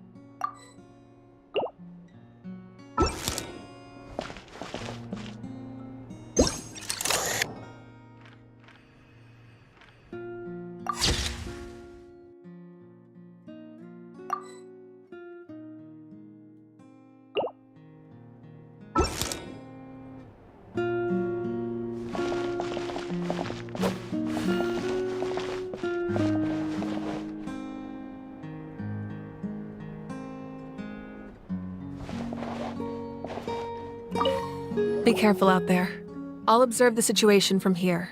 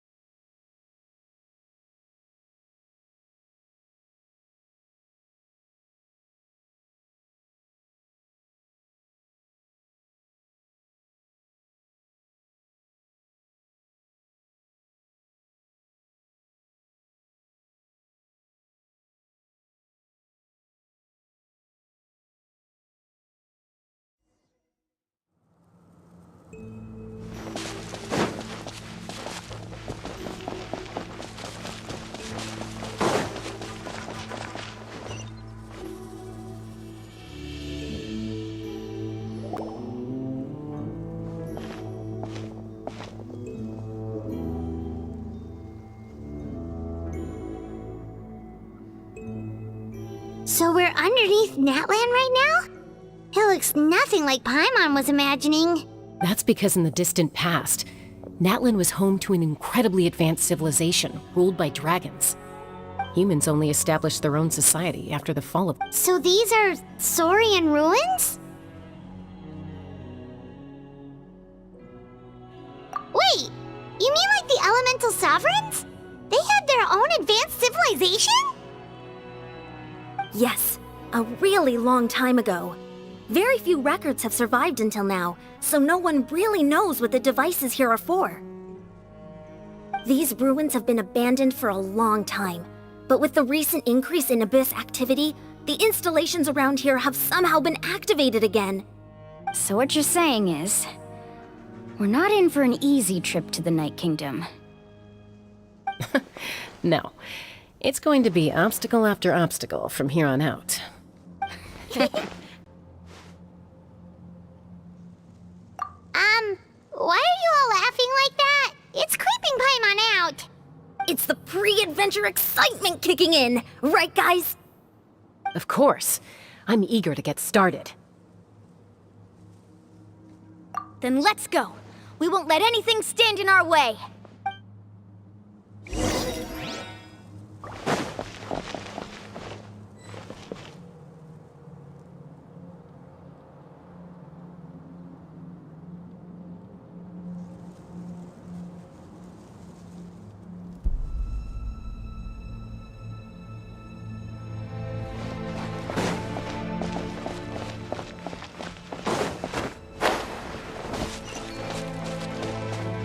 Seems like the road ends here. How should we get across?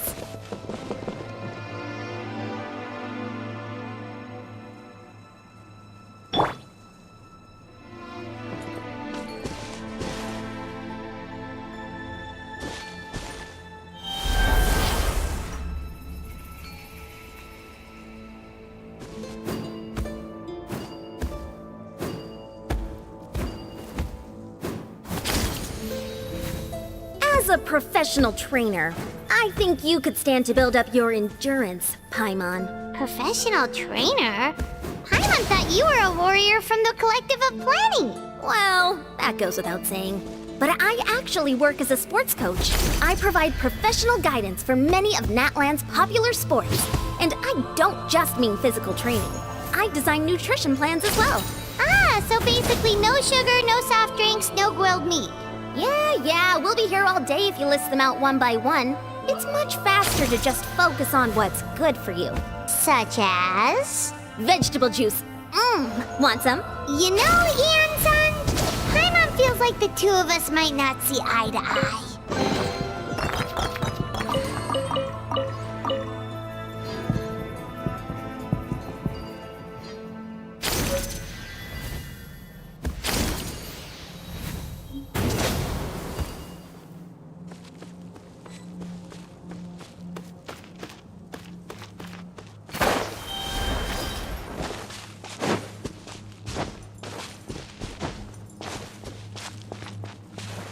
Those guys look familiar. We've fought them before. Let's go. Show no mercy.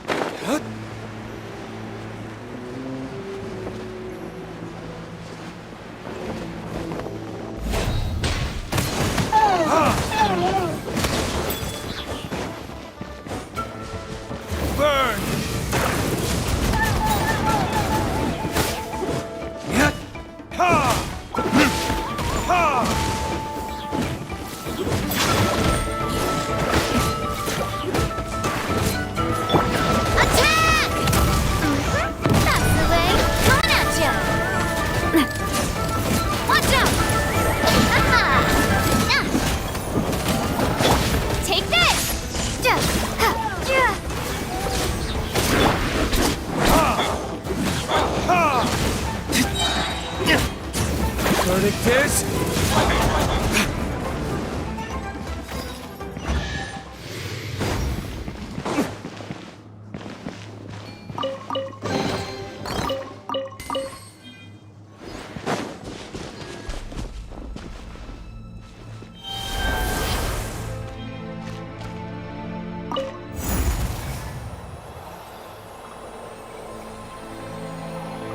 Whoa, the place we need to go seems really high up.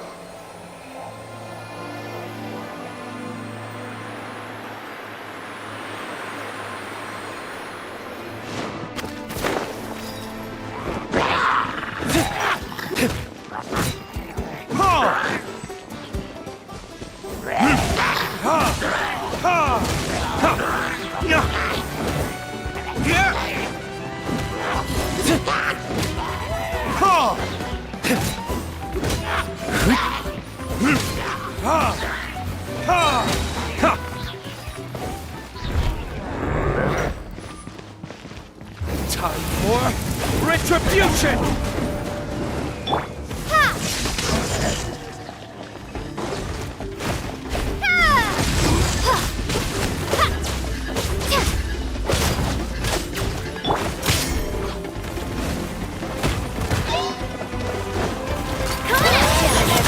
Hey there!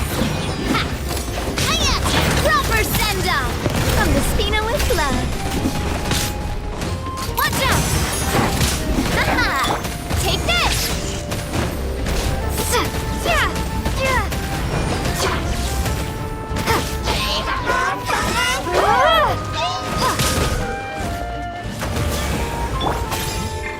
Coming at ya! Coming at ya!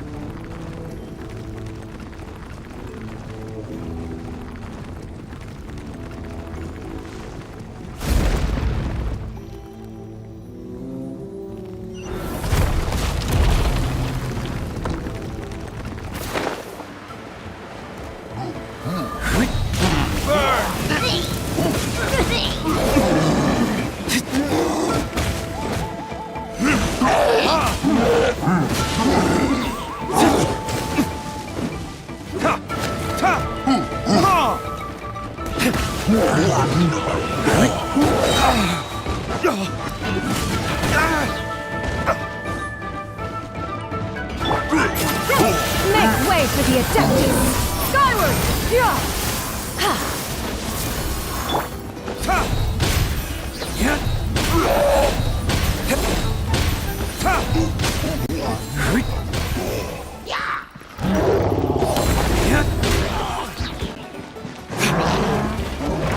Time for retribution!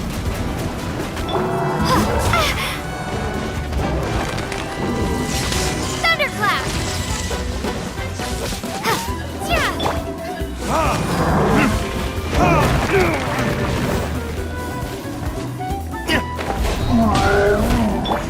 Where'd that come from?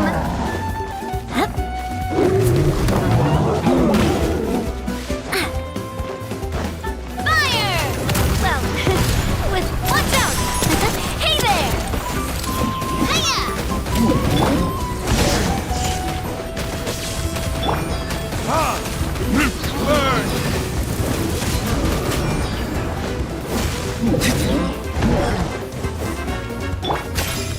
Coming at ya! Attack! That's the way. Haha! Stray clouds converge!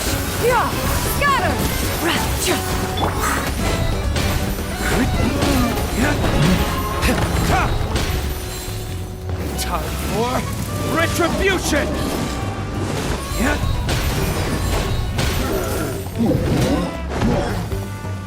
Take this! Watch out!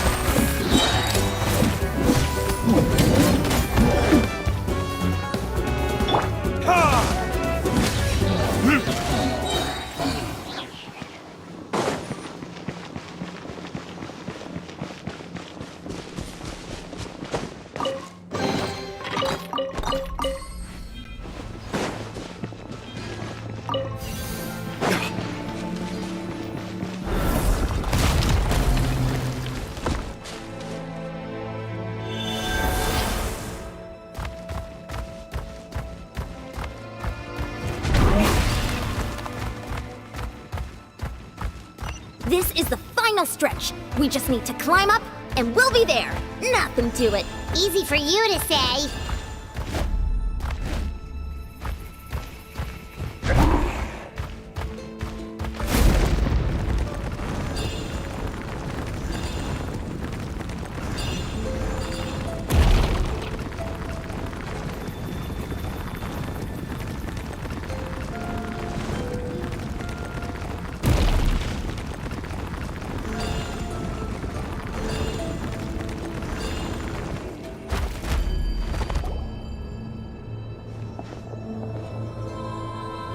This must be the entrance the Pyro Archon told us about. The one ripped open. Yes. There's something in the depths of this place that feels familiar. We actually have to go in there? Okay, Paimon just needs to psych herself up. Don't push her through before she's ready.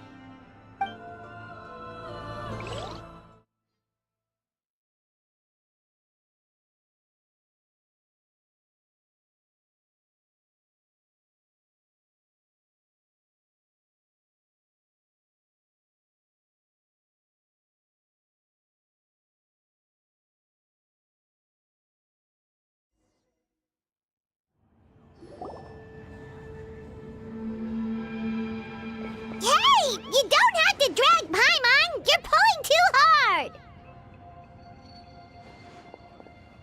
Looks like we made it. This is the Night Kingdom. Huh. It looks so different from what I imagined in the stories. That overflow of energy is probably what trapped Kachina here in the first place.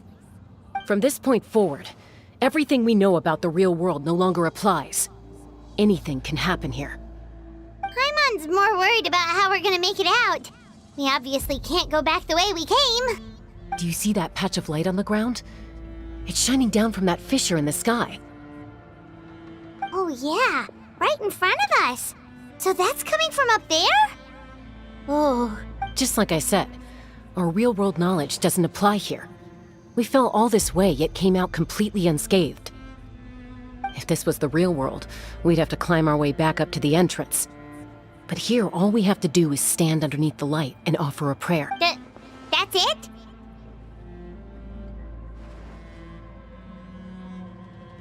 You really think that little of Paimon? That's not even why Paimon asked! So that means all we need to do is find Kachina and bring her to this location. Exactly. This light is streaming in from the real world.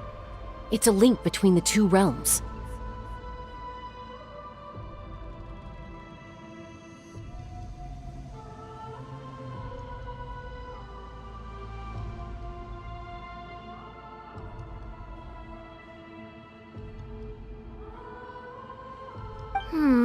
The terrain looks difficult to navigate, and the visibility's not great either. How are we supposed to find Kachina in these conditions? Yeah, these floating black things don't look super friendly either. Those are all manifestations of abyssal power. Be careful. Ghost! A talking ghost! Calm down, I'm here to help. You're the ones who helped Vichama, right? Yes, I'm Vichama's friend, Malko. I was completely lost to this realm until I sensed a mysterious power calling out to me. It's like it was seeking me out, attempting to reassemble the pieces of who I used to be. course, it could only do so much. I'm sorry I can only appear before you in this imperfect form.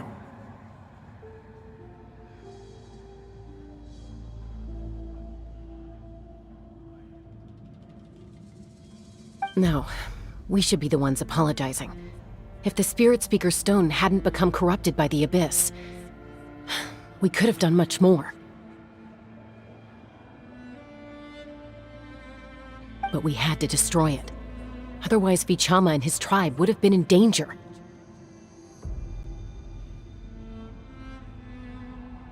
Of course. Thank you for protecting him. I never imagined that, even after all these years, he'd still take such a risk for me. Under the power of the stone, it felt like our souls were connected.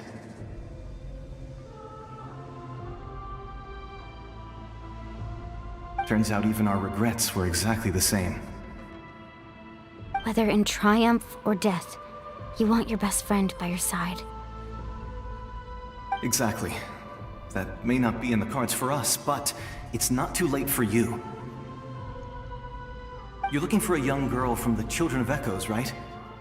She's being chased by an embodiment of abyssal power.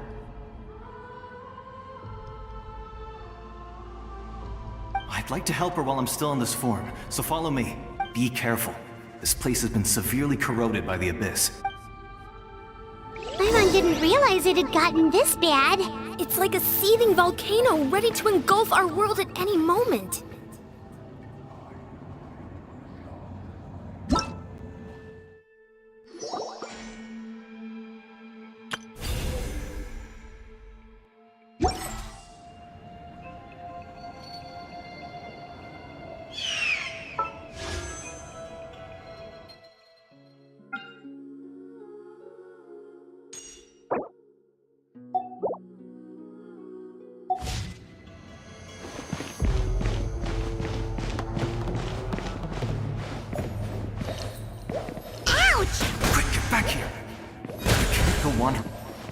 Stick close to me. My power will be able to ward off attacks for the time being.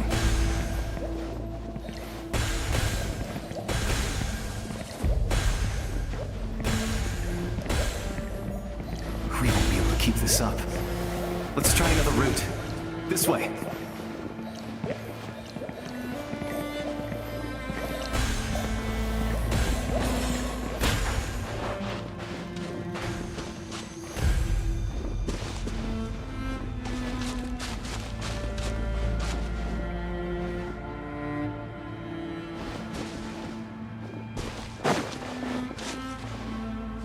Not good. More monsters. We shouldn't waste our time on them.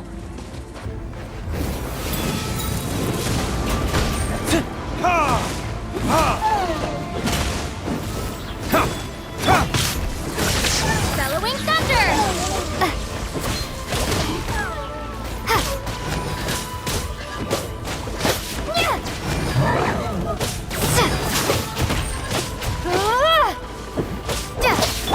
Watch out! Watch out!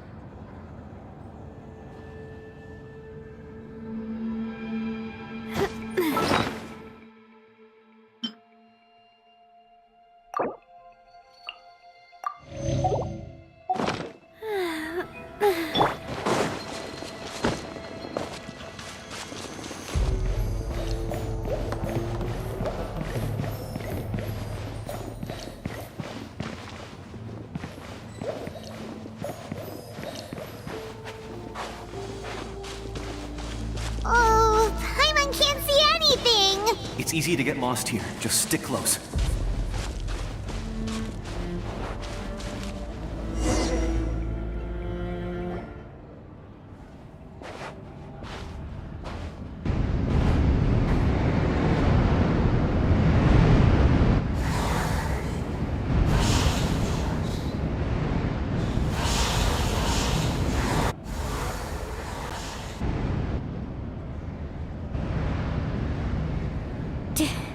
Did you hear that?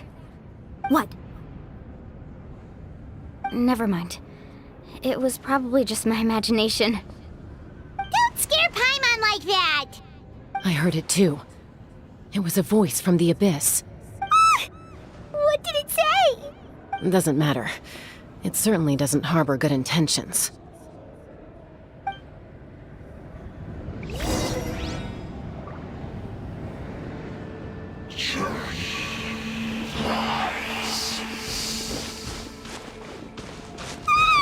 Paimon just heard it too! Let's keep going. Paimon wants to get out of this place!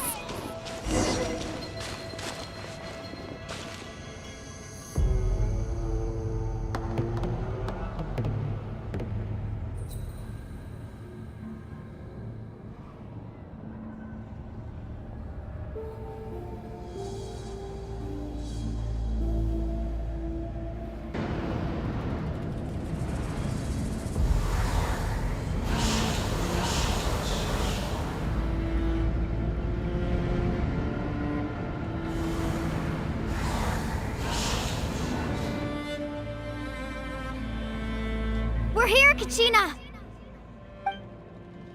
Honey? You made it! Looks like our reunion will have to wait until we take care of these monsters. Good idea. Let's go!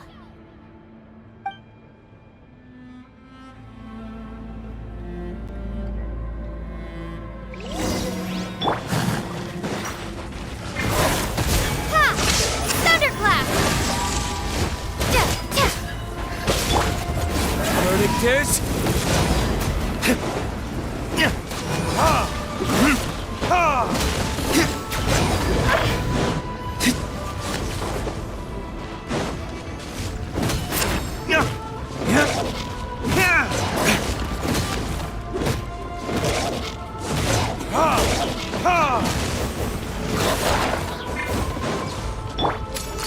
Hey there! Hiya!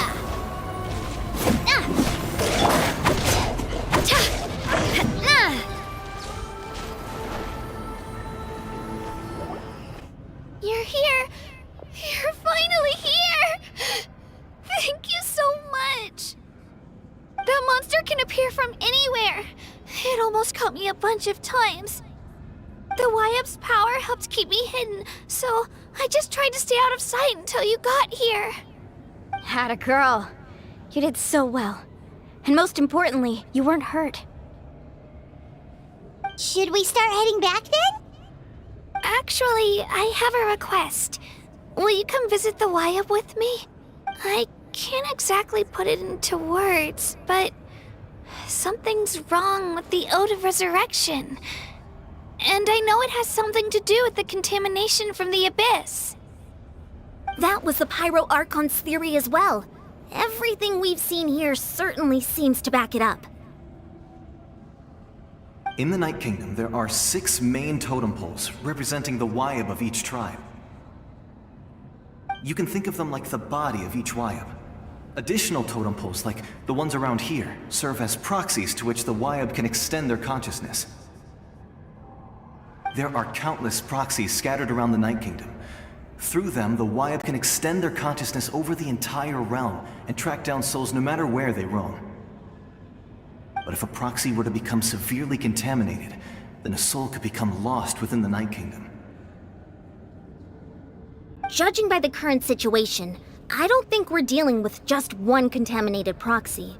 Even if we could drive back the abyssal power from one of them, that probably wouldn't even put a dent in the problem. Still, we can't just leave the Wyap to suffer. It's protected me this whole time. I agree. We might even manage to draw out the monster that's been hunting Kachina. Getting rid of the monster might slow down the deterioration of the Night Kingdom. Kachina? What's wrong? Nothing. Just a headache. And that voice again, telling me to abandon the Wyap and leave this place. Maybe we really should leave. Kachina's already been here for too long. No, I'm fine. I don't plan on listening to that nonsense. just up ahead. I'll lead the way.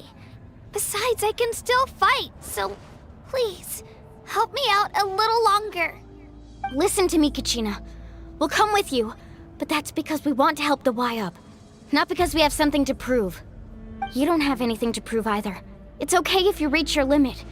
We'll be there for you. All right. The sooner we get this done, the better. We've already come all this way, so we might as well try to get to the bottom of this. Let's go. This way. I'll stay here and try to stall the Abyss monster. All by yourself? That's too dangerous! It's all right. I may not be as strong as that monster, but I'm definitely more familiar with the area. Besides, I don't have much time left. If you're anything like my friend, I'm sure you're not particularly fond of goodbyes. So go. Achieve your goal, and return to the world where you belong. Thank you for everything. You're a true hero. Thank you. No one fights alone.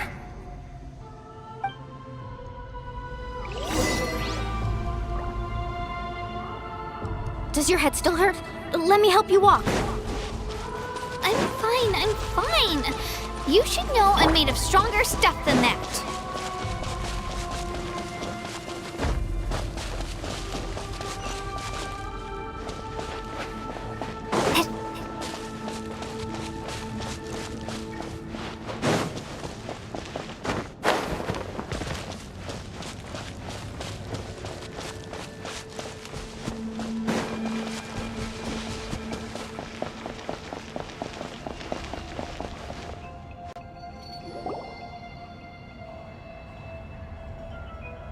Y-Up? Y-Up! I'm back! My friends and I are here to heal you. Y-Up? Can you hear me? Y-Up?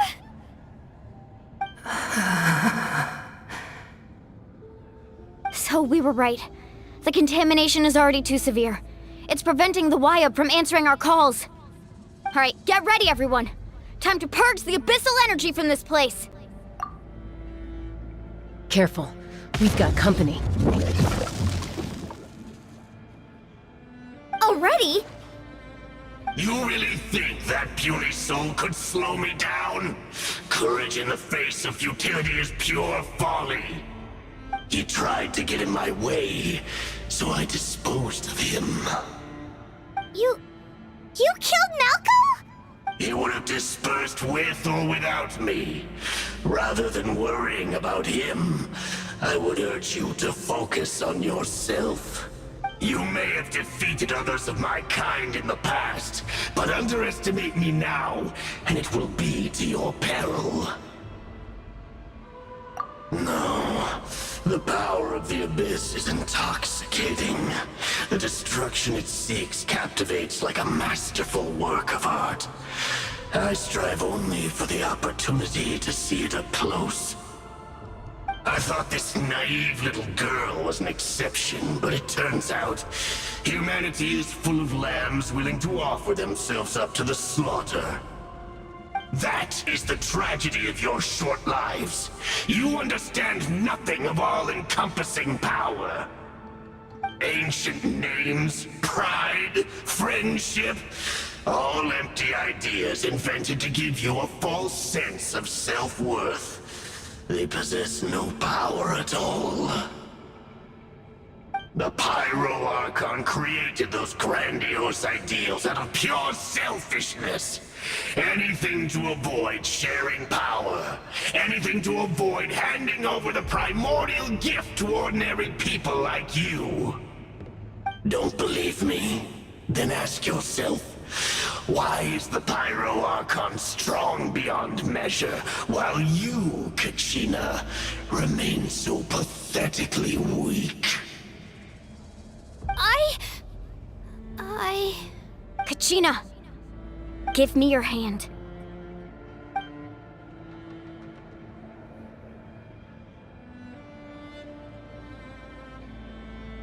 Feel that? I'm right here next to you. Thanks, Moalani. You're right. I have nothing to fear. Because I'm not alone anymore!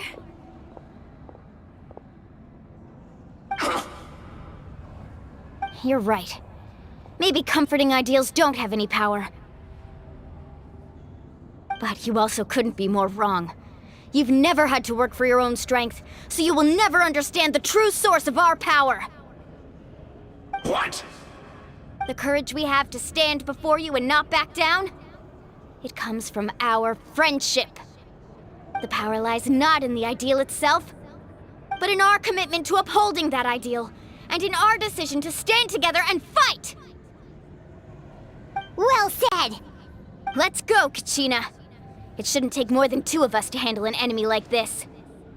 Sorry in advance, but you deserve what's coming to you! There aren't many in Natlan who can beat us when we're together. It's time he got a taste of that kind of power.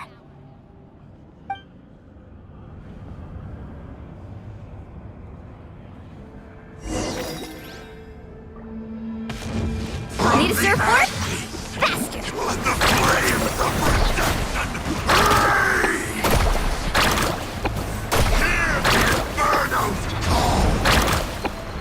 Check this out!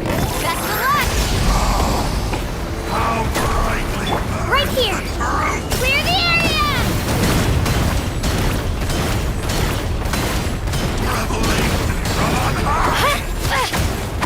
Spin to win! Yeah!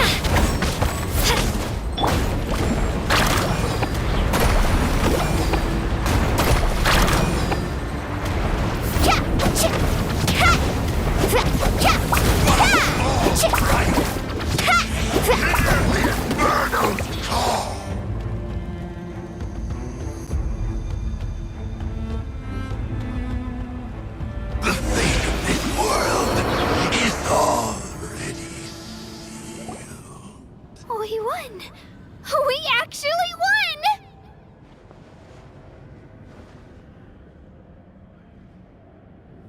That's what he gets for underestimating you two. Fantastic work, Kachina! Absolutely fantastic! This makes me so unbelievably happy. I'm happy too, Mualani. Together we really are unstoppable! Huh? What's happening?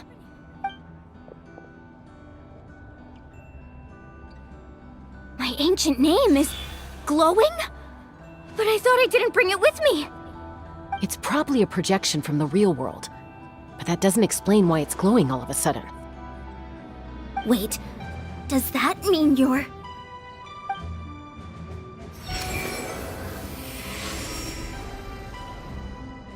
That was a bold move, diving headfirst into the fire to save your friend, especially in a place so overrun with abyssal corruption.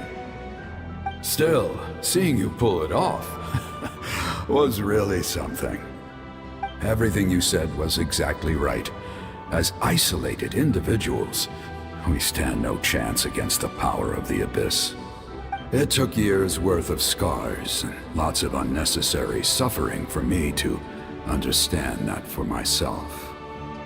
The Pyro Archon's plan will unite us as one. Everyone has a part to play. Only then will we have the power to defeat the strongest of foes. Who are you? Tupac, a warrior from the people of the Springs. I fought against the Abyss during the invasion 500 years ago. I've heard that name before. You were the giant who saved all of Natlan. Since you were able to awaken my words from your ancient name, that means you have fully embodied the aspirations of the Wayub. Under the name Umoja, you shall unite the tribes and save Natlan from its impending doom. Me? As long as blood still runs through your veins, even the tiniest spark of steel against stone can ignite a flame. Its blaze will become one with our vision for Natlan. Even amid everlasting darkness, our bonds remain eternal.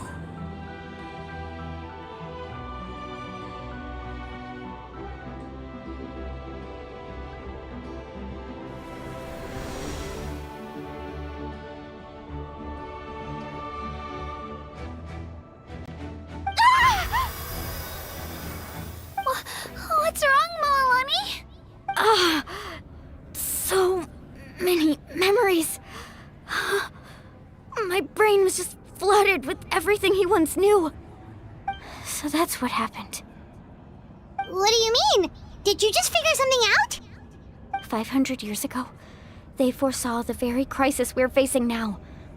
Efforts to save Natlan started all the way back then. We can go over the details once we get back. We shouldn't linger here longer than we have to. I know bits and pieces, but I had no idea Mualani was also part of the plan. This sounds like something that's going to need a lot of explaining. Let's focus on saving the Wyatt first.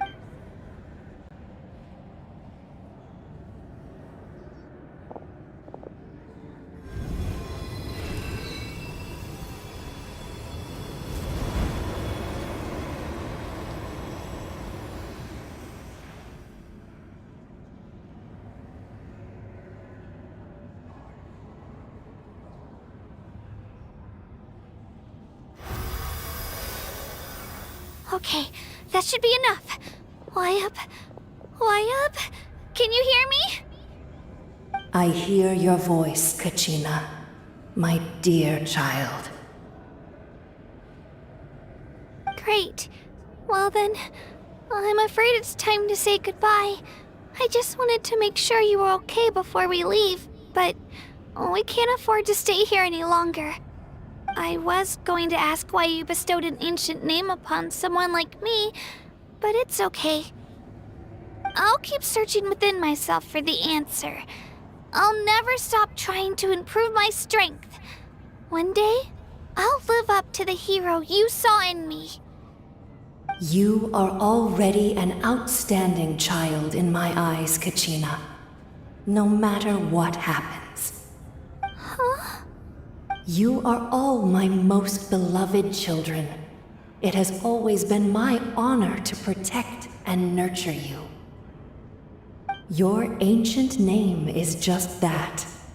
A name. Much like your parents chose to name you Kachina, I also gave you a name, but it need not define you. Focus on who you want to be. You are already worthy of your name. Now, you need only devote yourself to becoming a better you. The story of your ancient name is for you to continue. Just like your parents, my love for you will never change. No matter what the future holds. Thank you, Wyatt. It gladdens me to see the Pyro Archon's plan move another step towards completion. But it is time for you to leave this place. The situation here is getting worse. Go now, my children. Save Natlan on behalf of all you hold dear. I know we've never met before, Wyatt, but I just wanted to say thank you for encouraging Kachina. It was exactly what she needed to hear. Whoa! What's going on? An earthquake? We're out of time. It's the power of the Abyss. Quick, we need to run!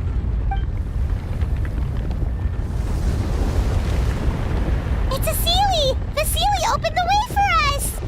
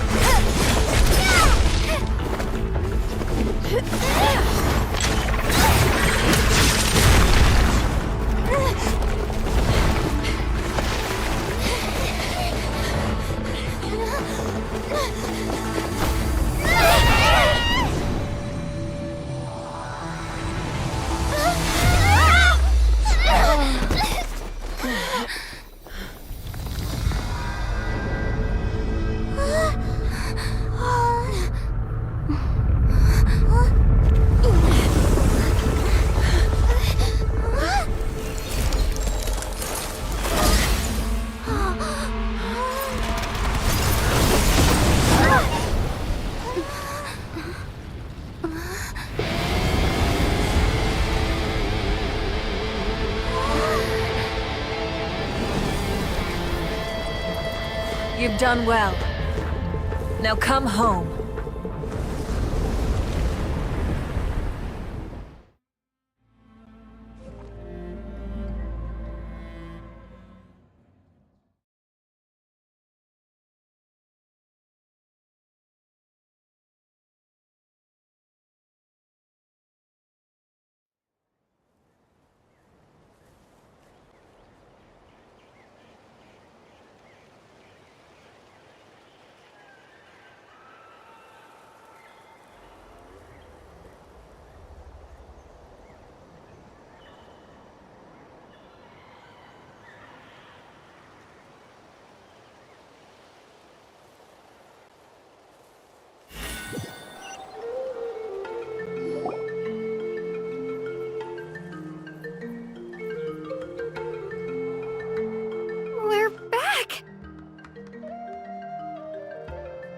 The Pyro Archon saved us. But she's not here. Yeah, didn't she say she used it all up? She's still in the Speaker's Chamber. What we saw in the Night Kingdom was just her consciousness. So you're saying her consciousness did all that? Every great display of power comes at a price.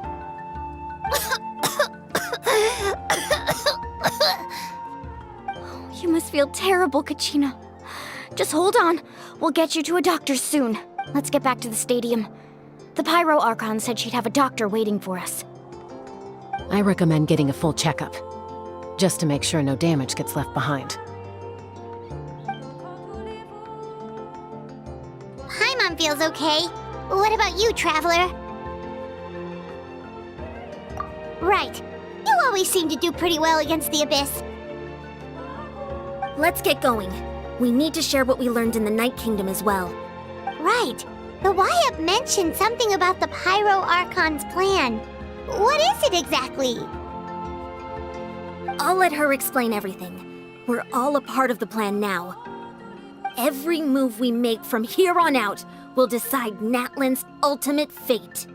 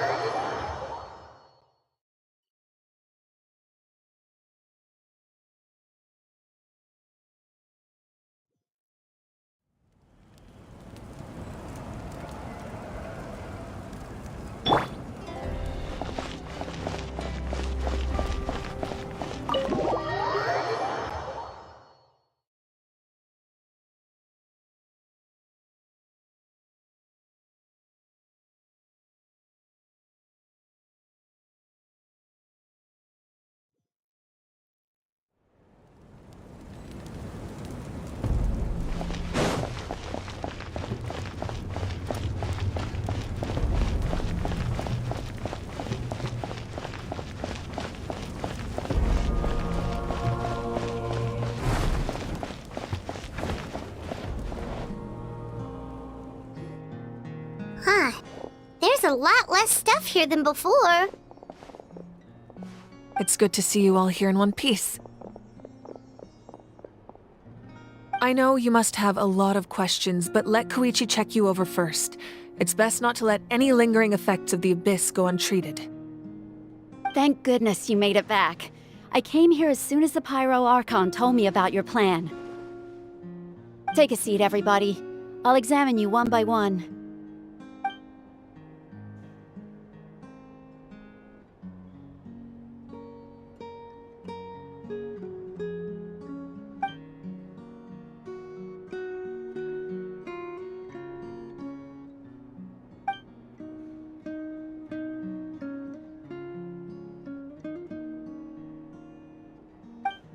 All right, that should do it for now. But just to be safe, I'll perform another checkup in a couple of days. I have to say, though, I've never seen anyone react to the Abyss like you, Traveler. It's like you're completely immune to its power. She's always been special like that. She can even purify its power. Wait, now that you mention it, Paimon doesn't think she's affected either.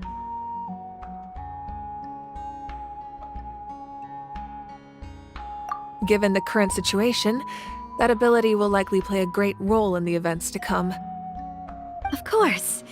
I still have patients to see, so I'll head out. Thank you, Koichi. All right. We might not see eye to eye, but we both had good intentions. Just give it time. I'm sure we'll figure things out between us one day. Yeah.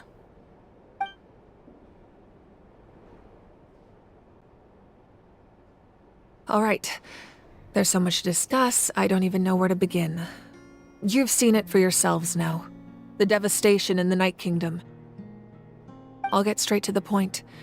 Natlan is on the verge of destruction. It's very possible our nation has less than a year before total devastation. Huh? No. That can't be true, can it? That's right. But I've only ever disclosed that fact to the handful of people working with me to save this nation. Our looming destruction is not a recent development, but the inevitable conclusion of the disaster the Abyss initiated 500 years ago. Mualani told us a little bit about that. 500 years ago, all the nations of Teyvat were invaded by the Abyss. Unlike the other nations, Natlan never had stable and deep-rooted ley lines, so we suffered the worst of the invasion. The battle against the Abyss was exceedingly long and brutal. In the end, victory came at the cost of our civilization and countless lives. Even then, it took centuries of solving the disasters caused by the Abyss to finally achieve the peace we know today. And still, this is but a superficial victory. The forces of the Abyss have merely been driven back underground. Their threat to Natlan remains as real as ever.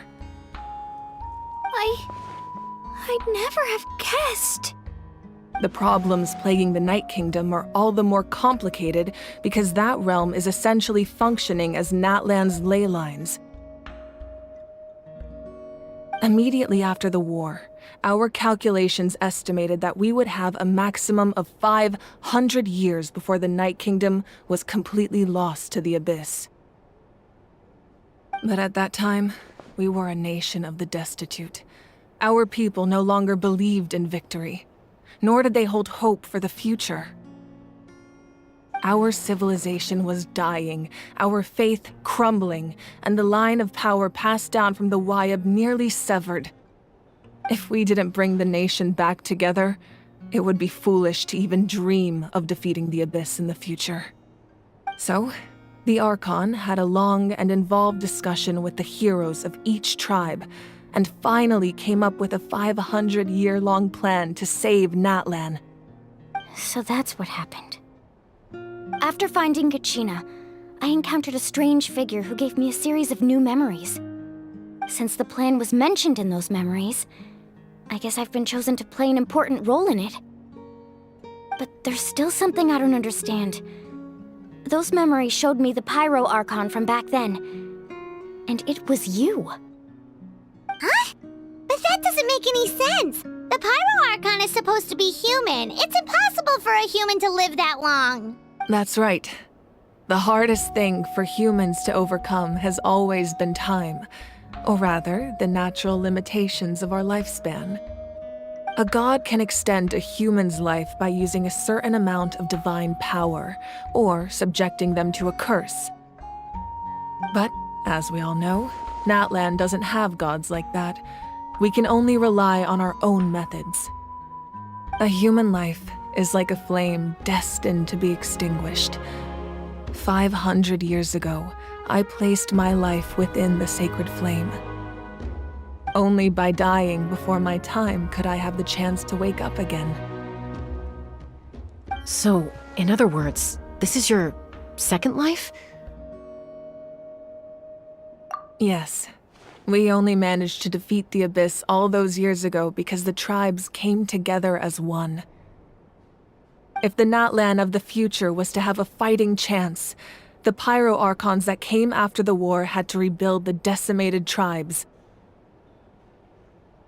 The goal was to reunite the people and restore the strength of each tribe's Wayab. Once a tribe was back to its full strength, the tribe's Wayab would select a hero, indicating the tribe was once again ready for war. The Chosen would then stand by my side in defense of our nation, just like great heroes of old, So that means I'm one of the Chosen? That's right. You bear the ancient name Umoja, the same one held by the hero from your tribe 500 years ago. It means unity. After your adventure in the Night Kingdom, I trust you've come to fully understand the meaning of that name. So in other words, you always knew who the Wayab were going to pick from each tribe? Yes. According to the plan, each tribe was supposed to have been fully restored by the time I awoke. But something went wrong along the way. The 6 heroes successfully inherited the ancient names from 500 years ago, but the intel regarding the plan wasn't passed on to them. Once again, it comes down to the deterioration of the Night Kingdom. Communication between the Sacred Flame and the Wayab has been blocked. Just like how the Ode of Resurrection failed to bring Kachina back.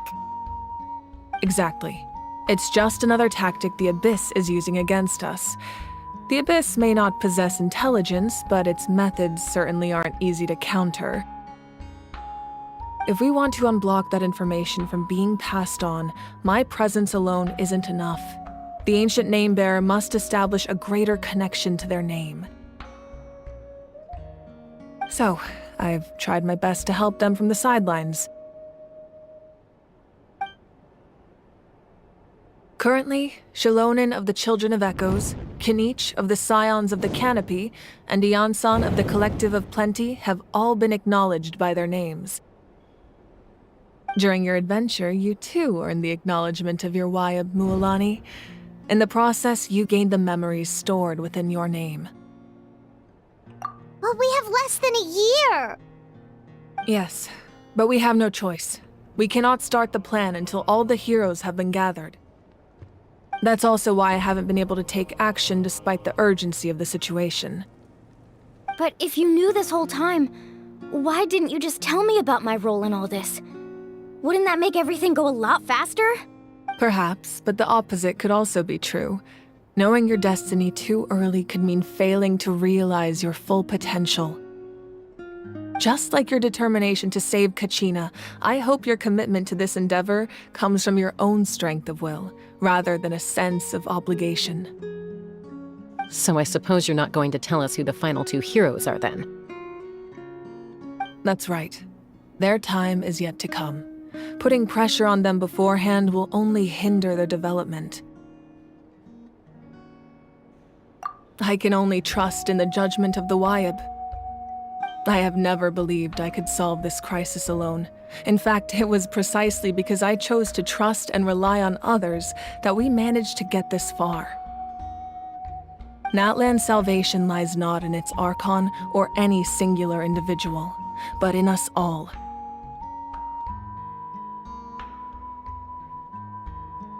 You're quite perceptive, aren't you? I thought I might get away with avoiding the topic. Huh? Oh, right! All the stuff you stored here before, where did it all go? Even though I sacrificed my power, I still needed a contingency plan to ensure you would make it back from the Night Kingdom. After all, I was the one who allowed you to take that risk, and Mualani has an important role to play in my plan. In addition to their sentimental value, the items I stored here held a much more important purpose: fuel. Fuel? Ah, so back then, that's why you... Yes. The stories embodied by those items are certainly important. But there's an even more significant trait they all share. Every item belonged to a hero of Natlan. Over time, they became imbued with a certain amount of contending fire from being carried in battle. On their own, each item's power is limited, but together their combined effect can prove quite useful in a dire situation. By burning those items, I was able to activate the contending fire stored within them to open the boundary between the two worlds. It was a rather crude approach, so all their power was depleted in an instant, as you can see. But weren't they all precious treasures? What about their stories? That's exactly why I dragged you all here. No matter what, I never wanted the Pyro Archon to have to use that power. Oh, I'm so sorry. You have nothing to be sorry for. You all deserve my thanks, actually. If you hadn't saved the totem pole, that area of the Night Kingdom would have been forever lost to the Abyss. And then, it would only be a matter of time before the Children of Echoes was met with disaster. Besides, when those heroes entrusted their belongings to me, or the Pyro Archon of their time, it was out of a desire to contribute to Natlan's survival. If they knew those items helped save the present-day heroes of Natlan, they would not mourn their loss. Even when you put it that way, I still feel bad. There's no need. Remember what I told you about time? The people and the events of the past are never truly lost to us. We simply carry them with us in a different form. In that sense, we didn't lose anything at all. If you still have regrets, let them fuel your resolve in the battles to come. Your deeds will become new legends and nurture new forms of power just like the items once stored here. Well, we'd still like to return the favor. Well, if that's the case, just treat me to a drink sometime. Now that Kachina has returned, we can finally hold the victory feast and celebrate your team's triumph in the Night Warden Wars. And we could all use the rest, that's for sure. Plus, you'll be able to silence everyone who doubted you once and for all, Kachina. Still, now that I know the danger we're facing, having a victory feast doesn't feel right. Try not to let it get to you. It's important to stay calm. Worrying about it will only affect your judgment. All right. You should head out. I'll join you in a bit.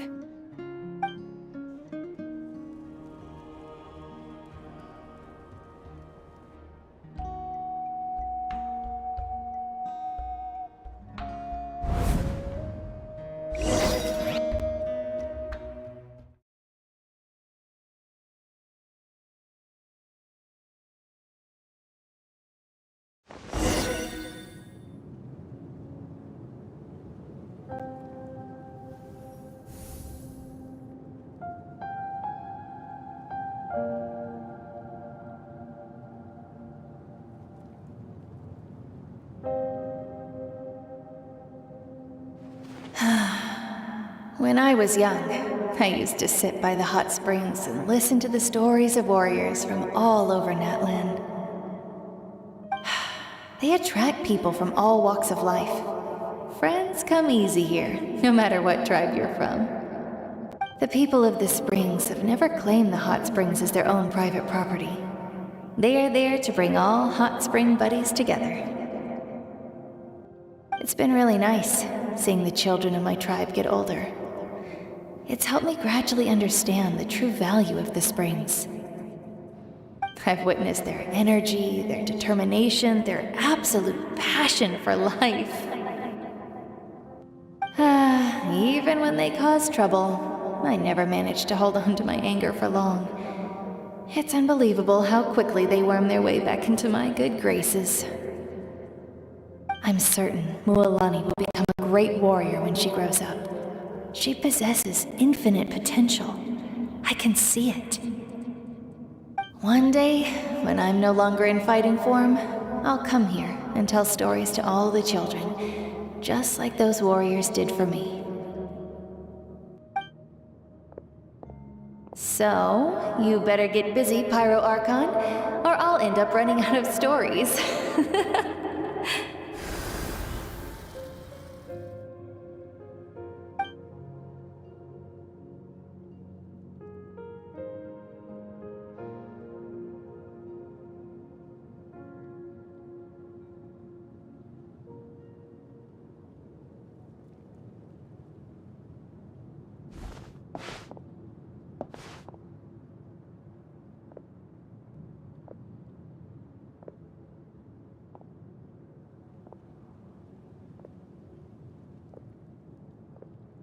Our nation is engulfed in darkness. Our tribes stand divided, and yet you promise victory in the distant future.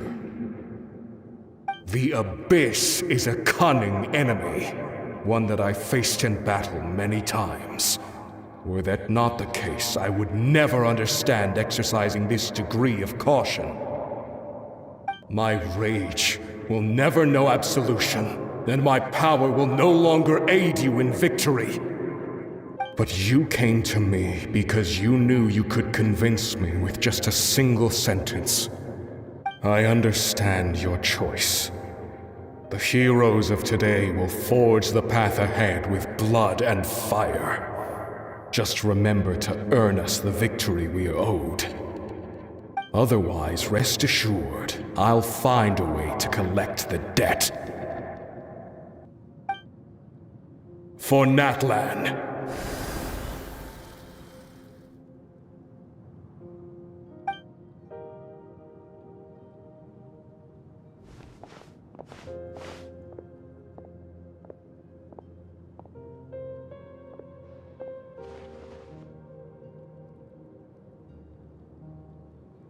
So, you're gonna head 500 years in the future to serve as the Pyro Archon again?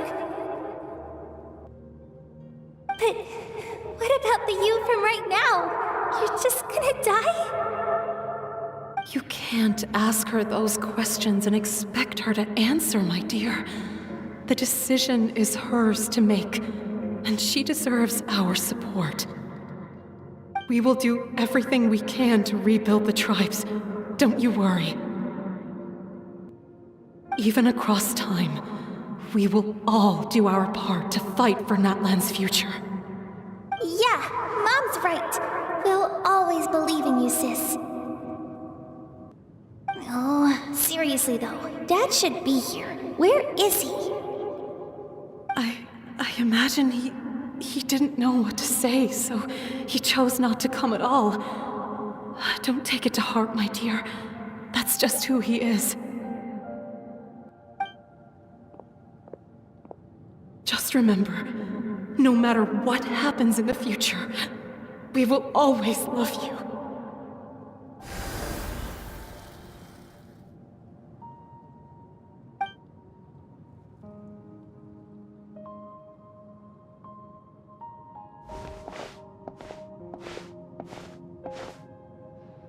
I'll come find you one day. I know I can't live that long, but I'll think of something. There has to be a way for us to meet again one day. If there's an answer out there somewhere, I'm gonna find it. So, don't forget about me.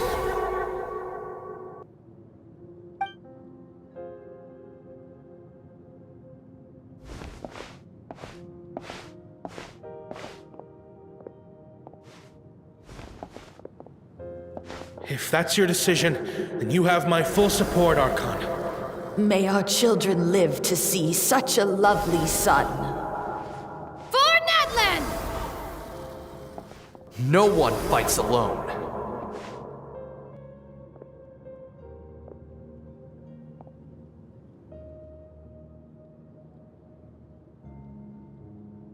The rules are my legacy.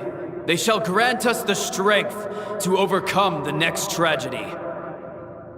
War forged the 6 tribes, taught us how to fight, instilled in us what it means to love.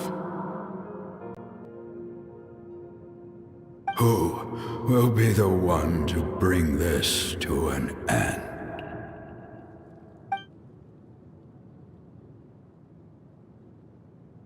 We are the inheritors of memory and legend.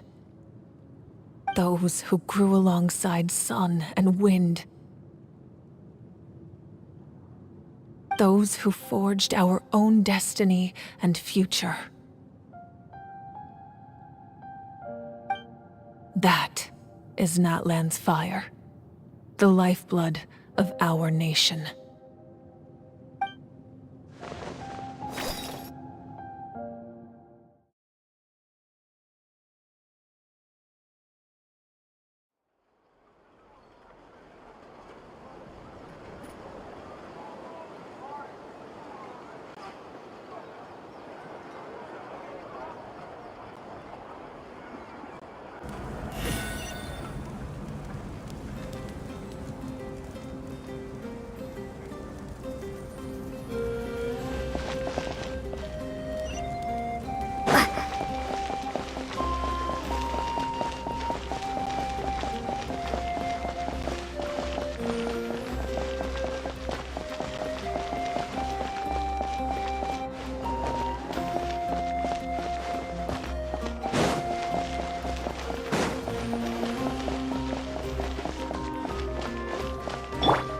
Yeah! Skyward! Scatter!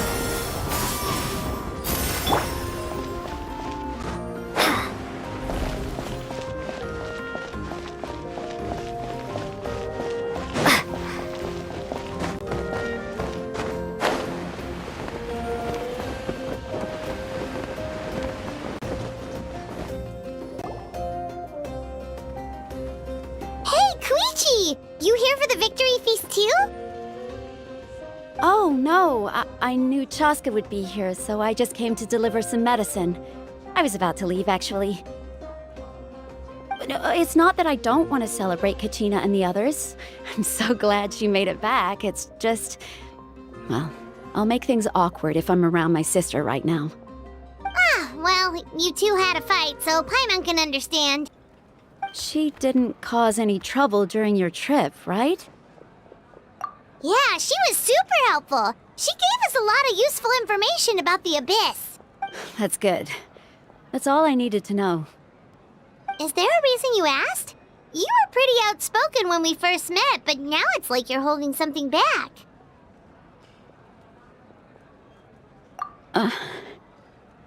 Maybe it seemed unreasonable, picking that fight with her before you left, but I did it for a reason. Her impulse to fight is extremely strong. Her mental strength helps her rein it in, but she still loses control sometimes. I had no idea what you might face in the Night Kingdom, so I didn't want to take any chances.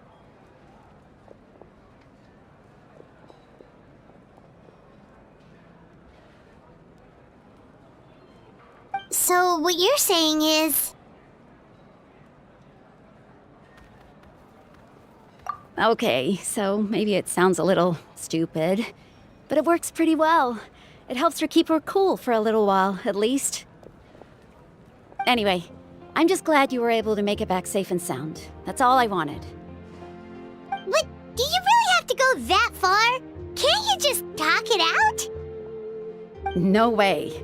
Chaska never opens up about her own pain, especially to her family. She can't learn about this, or it'll be even harder to help her. I appreciate the understanding, and don't worry. I'll find a way to help her ease this burden. Anyway, I need to get going. Enjoy the celebration. Oh, and if you ever need a doctor, you know who to find. Huh. Who would have thought there was a deeper reason behind their arguing? In the end, it's all the Abyss's fault. Paimon's had enough of them.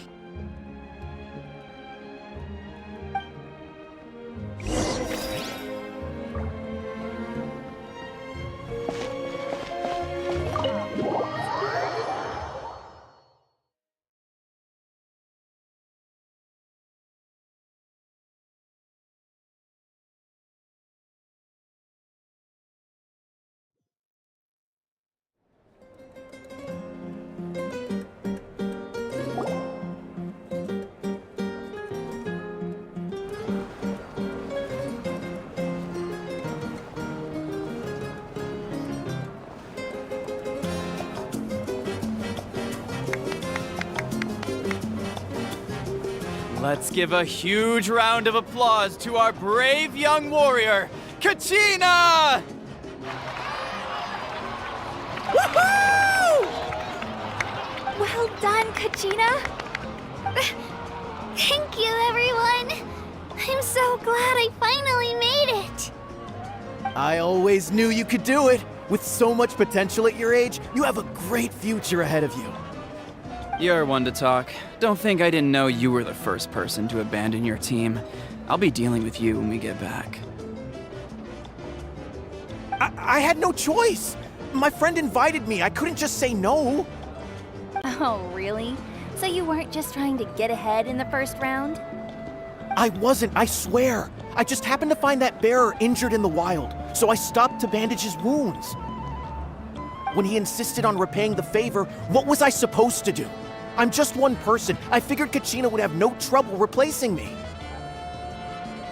But the fact of the matter is that after your departure, everyone else started thinking about swapping teams too. I'm really sorry, Kachina. It was wrong of us to abandon you like that. It's amazing that you still made it all the way through to the Night Warden Wars. That's the highest honor. So, what about you guys? Did you make it far? Our team captain drank too much the night before the competition and turned up late to the stadium on the day. We got disqualified. Serves you all right. No sympathy from me. Alright. There's no need to be like that, Uncle Pakal. Dear friends, I'd like to say a few words. Firstly, I'm grateful to my friends and our great Archon for helping to bring me back. This traveler and her companion Paimon are some of the strongest people I've ever met. If they were allowed to participate in the pilgrimage, I have no doubt that they'd win the whole thing. They've agreed to let me learn from them. With their help, I believe I can become even stronger still. And let's not forget my good friends, Moalani, Chaska, Kanich, and Ayan-san. They all helped the Traveler and Paimon figure out a way to bring me back from the Night Kingdom. They too deserve to be called our heroes, so please give another round of applause for them. Thank you so much. Well said! I'll drink to that. How does it feel being a hero, Kachina? To be honest, it's a bit overwhelming. It all just feels so surreal. Well, you better get used to it. Next up, undefeated champion! Hey, please don't make fun of me.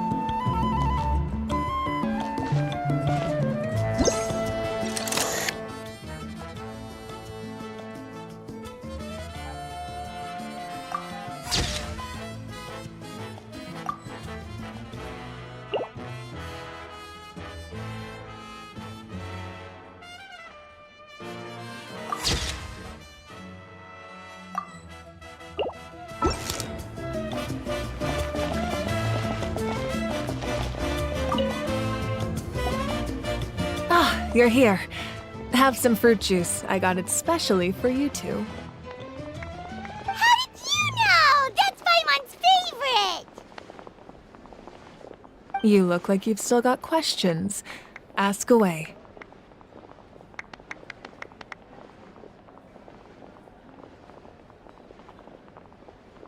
Because they had their own lives to live.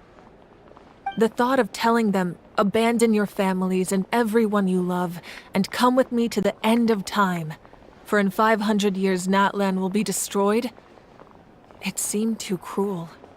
You could just as easily point out that everything in this world would come to an end eventually. But life is short. And beyond a point, it just doesn't seem real. Imagine if I said, let's leave right now and go save the sun because it'll flame out in a few million years. It would sound quite ridiculous. I couldn't make them shoulder that burden with me. Besides, every generation will have its heroes, this one included. The plan could still work without them. Or, of course, without me. But since I was the one who came up with the plan, I felt duty-bound to see it through to the end. I'm suddenly remembering that portrait in your room. Was that your family from back then? Yes, it was. So when you asked me who my sister grew up to be, the truth is that very little information survives.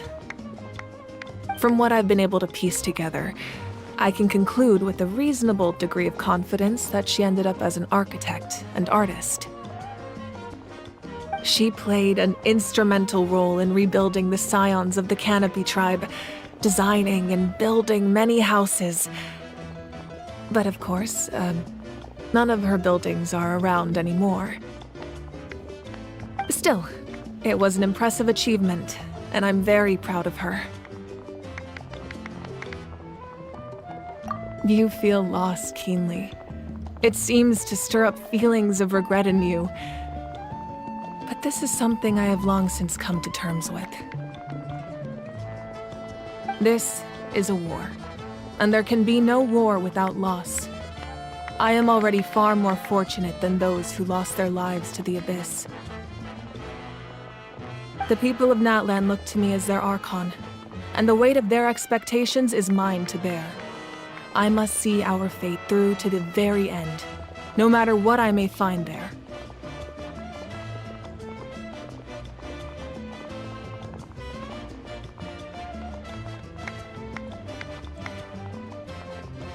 Yeah, doesn't that mean the way everything ends has already been written, including your plan? I suppose, but so what? Don't forget, time takes many forms. The past, present, and future coexist, and all are equally important. Even if the future ends in destruction, there's still no reason to give up on the here and now. And it's precisely because we humans cannot know our fate that we will never give up on our struggle. This is a pivotal moment. We are still 2 heroes short. Well, 3 to be precise. There's one further hero who I'm hoping to get on my side, whatever it takes. Your resistance to the corrupting power of the Abyss is truly remarkable. It would easily make you an all-important figure in the upcoming battle. If you agree to join us, you will not only gain my full support in your journey, but I will also forge a brand new ancient name for you. Ancient names can be forged? They can. Several strict conditions must be met, but if they couldn't be forged at all, then the number of them in circulation would have long dwindled to 0. Possessing an ancient name would mean that your adventures in Natlan are recorded in full. Your stories would be remembered by our people for all the years to come. The Ode of Resurrection may have temporarily lost its power, but still, take this as my personal guarantee that I shall never let you fall.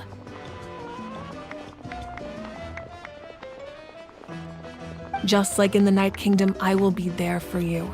That is a promise I will fulfill at all costs. This nation always honors its heroes.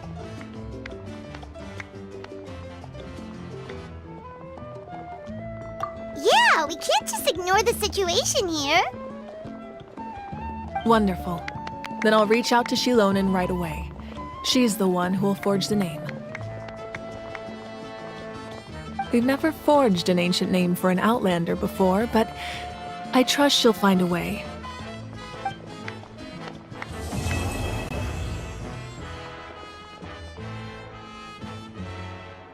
My lord, we've received word that the Pyro Archon has lost much of her power.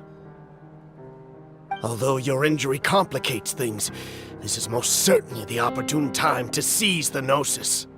Victory and defeat are rules, not outcomes. I have never taken advantage of an opponent in a time of weakness, and I don't intend to start now. As for you, I must confess, I did not expect that little trick of yours to save the day. No matter how dense the fog, as long as the sun remains, we cannot turn day into night. She could have dispelled it. She simply chose not to. You don't have much time, and you're injured on top of that. What do you plan to do next? I'm beginning to see just how useful you may turn out to be. You heard something from here, didn't you?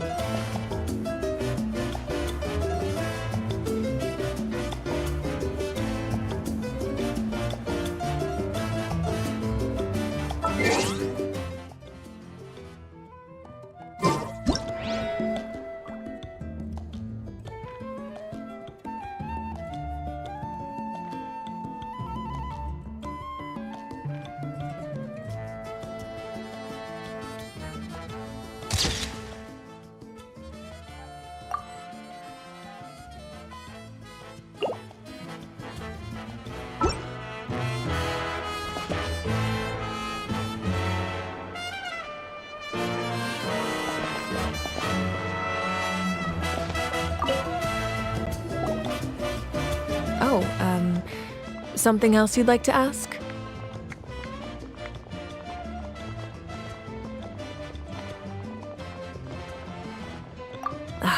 That also comes down to the long-standing effects of the Abyss. Our people's survival is inextricably tied to the Wyab. But their power has its limits. They cannot offer our people the same degree of protection outside our borders. In fact, people who do decide to leave often suffer from memory loss and emotional issues. Everyone in Natlan understands this. That's why our people never leave without a good cause. Even if someone is left with no choice, the chief of their tribe must seek approval with the Wyab to grant them leave. And the Wyab have always been very strict about granting that approval, since extending protection beyond our borders means consuming power reserved for our fight against the Abyss. Still, there's no need to worry. The Wyab extend their protection to all within Natlan, including visitors from afar. Something else you'd like to ask? The Abyss is the most formidable enemy in all of Teyvat. In the beginning, it took failure and tragedy to even begin to learn how to fight back. All of the methods you've seen in other nations were developed based on experience and insight passed down over generations. We know them to work, but few of us actually understand why. It's the same for the method we use here in Natlan. Ever since ancient times, elemental energy has been one of our most reliable weapons against the Abyss. As for the principles behind it, I'm afraid you might have to seek answers from someone older than the position of Pyro Archon itself. Something else you'd like to ask? Well, our intel suggests he hasn't made any new movements yet. Although Kenichi's investigation helped us confirm that he's being aided by someone from the Masters of the Nightwind. I'm getting closer to narrowing down who that may be, but it's still unclear whether this person aided the captain out of willingness or coercion. If you learn anything about this during your adventures, please let me know. Oh, something else you'd like to ask?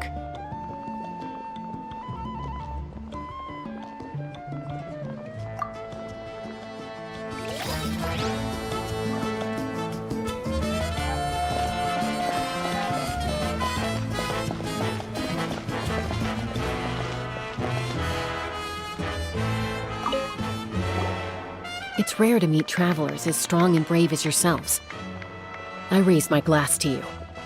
Anyway, my sister's already gone back to our tribe. She has patients to treat. Oh, we actually ran into her on the way here and, well, Paimon just thinks she really cares about you.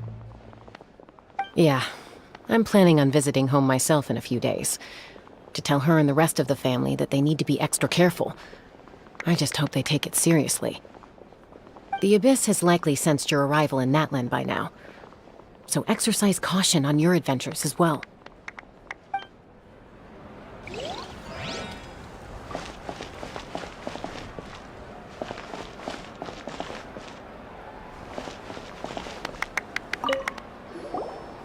I've been through so much all at once.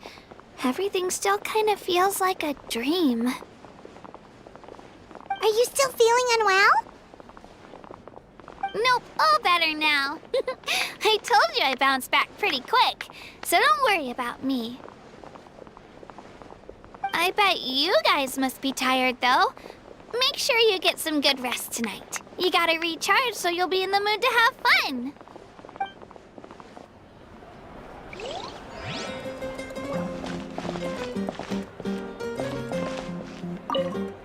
My apologies.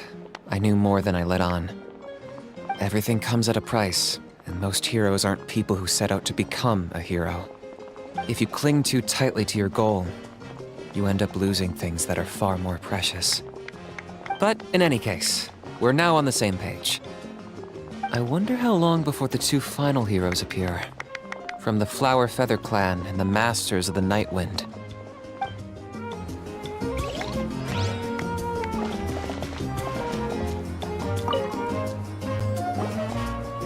At previous victory feasts, you'd always find me in the crowd singing and dancing. But after what I found out today, it's too much. I'm still trying. It does feel weird seeing you so out of sorts.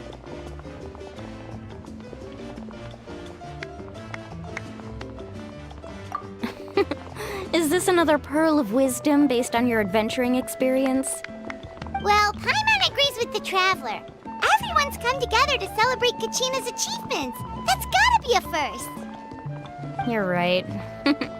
Kachina looks really happy. And now I'm being the moody one. Ugh, enough doom and gloom. Time to shake it off.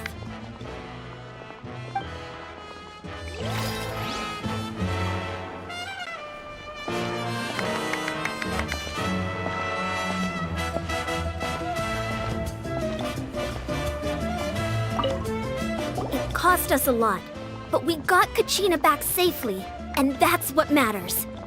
There'll be even tougher challenges coming our way in the days ahead, though. We'll have to train harder, make sure we're in peak condition. That includes you, Paimon. I can do a special one-off session to show you the ropes. Interested? No thanks.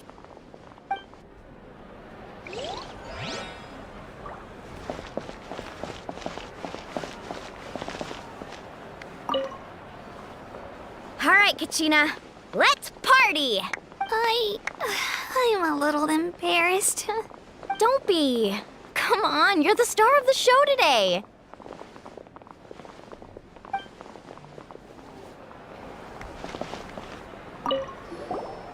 I've been through so much all out. Are you still feeling unwell? Nope, all better now. I bet you guys must.